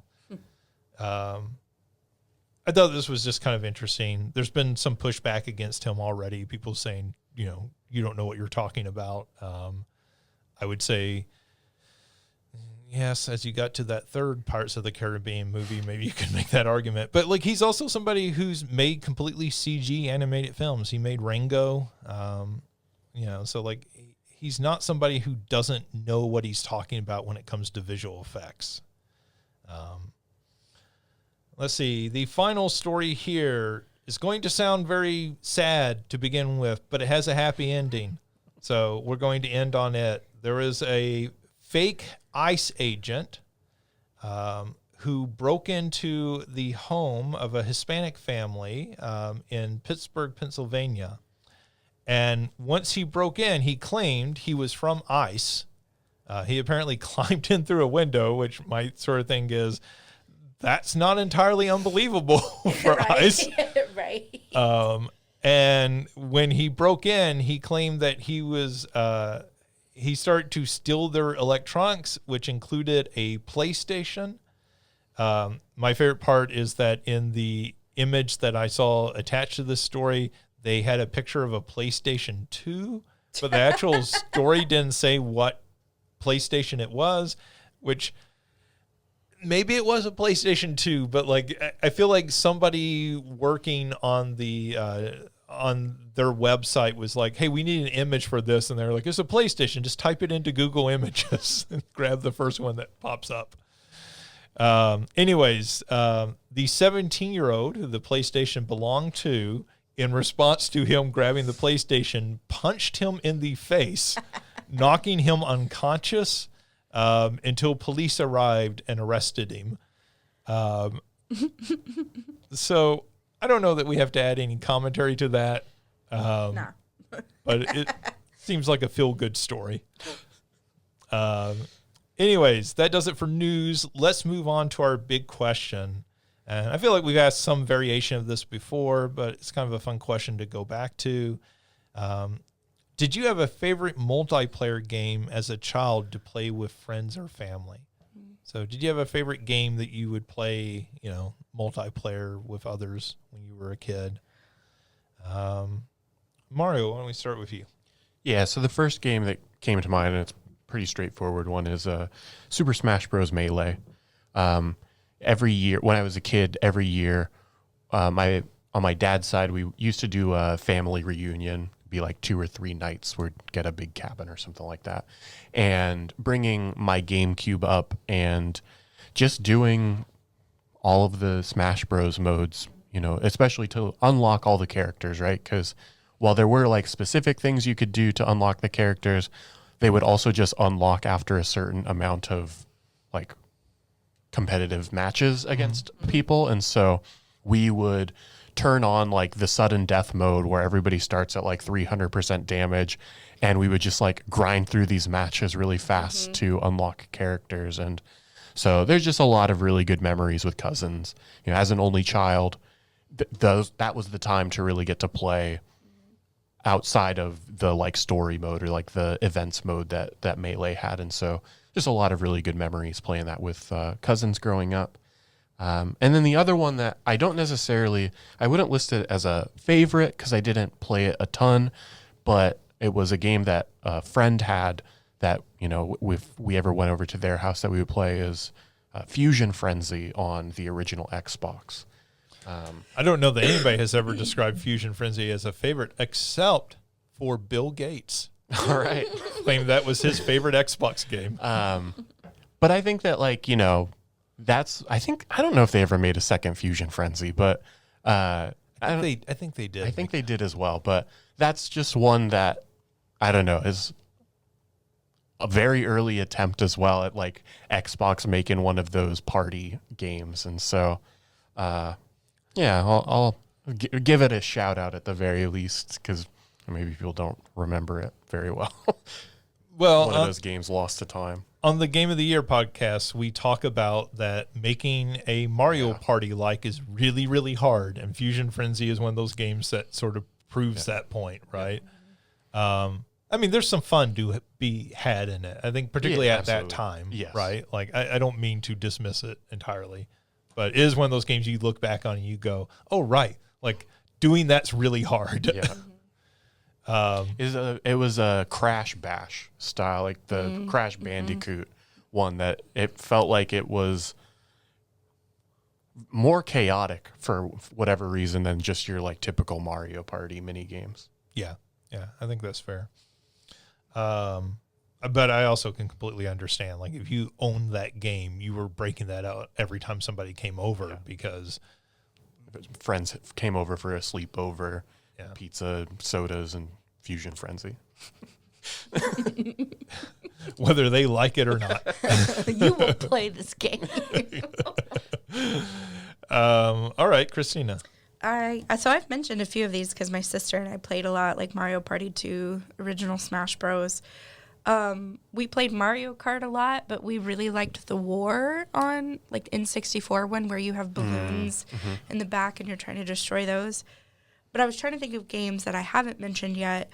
And with my sister, we played Clay Fighter 63 1/3 a lot, just because it was so outrageous. Ichabod Clay. Yes. I think that was the guy I played, actually. Brittany played the snowman one. But yeah, so we played the 3 kids stacked on top of each other.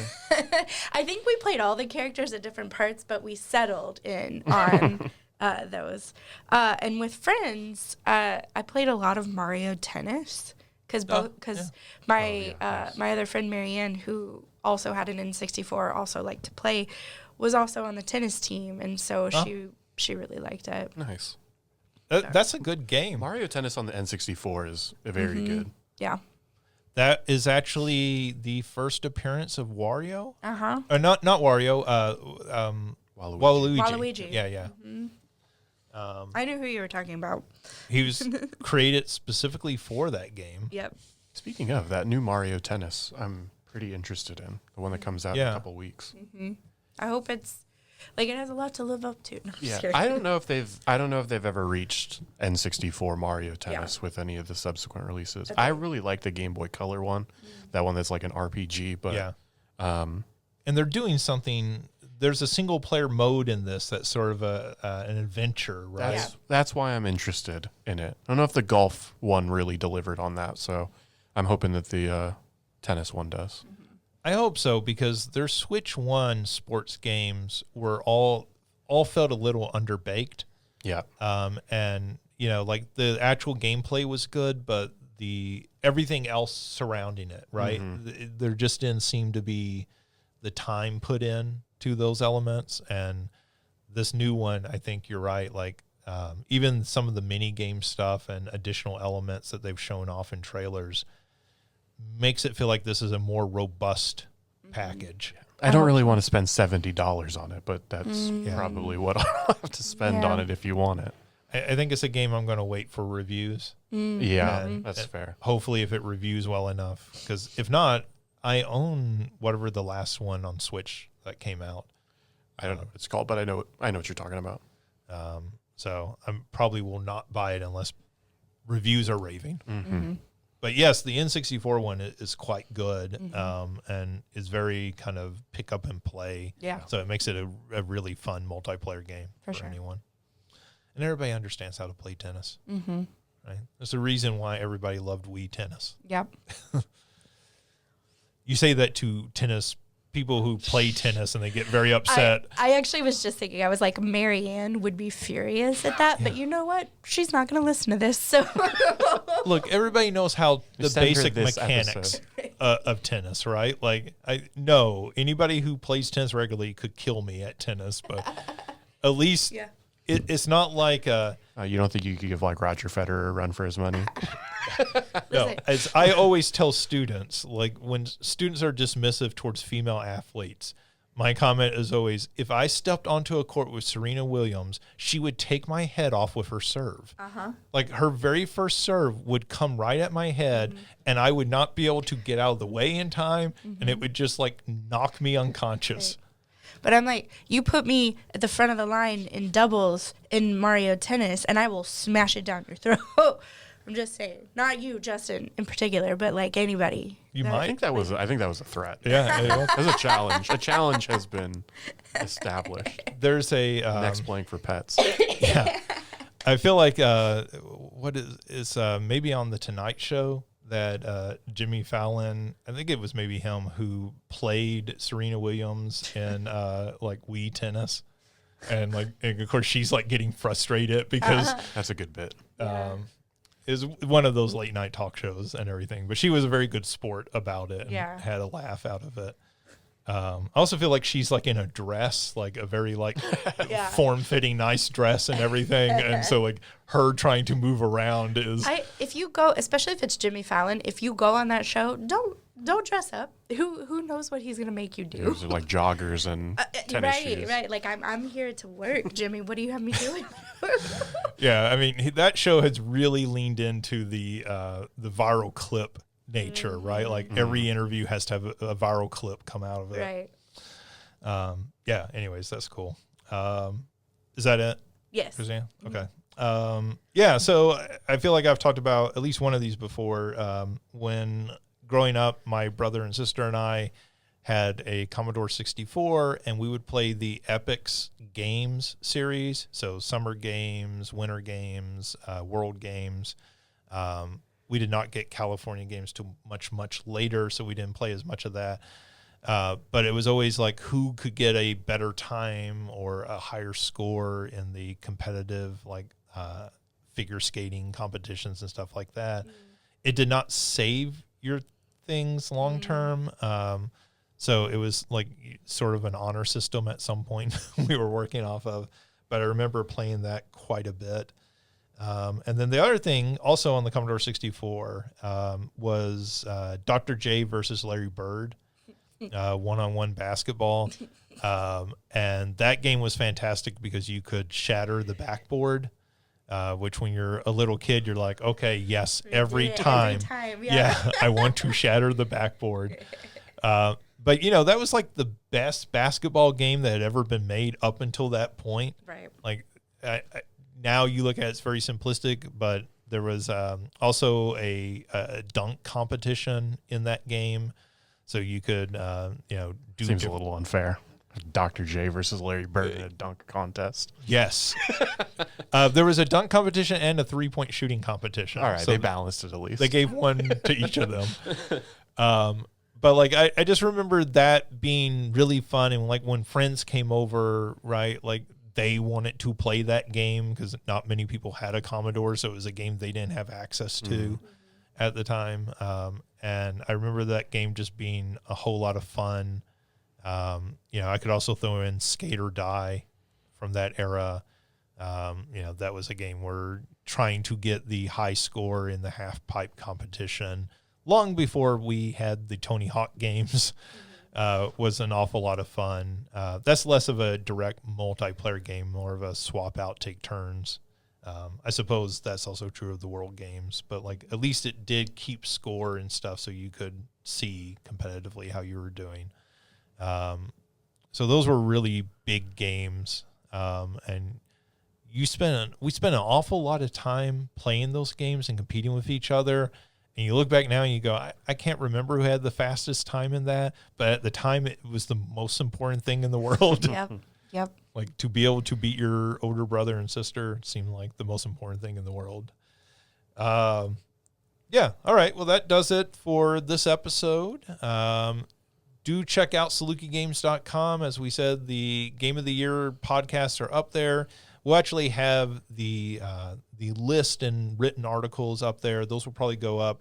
We're recording this on Wednesday. Those will probably go up on Thursday. But we also have the individual list from some of our contributors to the podcast. Those are up there. We have one from Alicia and Frankie and other people. Check those out. Those are a lot of fun and offer unique insights to games that maybe we don't talk as much about. I know as soon as I started reading Alicia's, I was like, oh yeah, we miss having Alicia on this podcast because she's going to talk about some games that none of the rest of us are going to talk about. Sure. Yeah. And so that's what always makes those lists really fun to me. Not only just publishing them, but also reading myself. Because I find out about things I didn't know about. So check those out at SalukiGames.com. Mario, Christina, thank you for joining me. Thank you for listening to this podcast. If you have comments, questions, feedback, you can send that to justin.young@siu.edu. That does it for this episode. We'll be back next week with another one. Until then, play something fun and take care of yourself.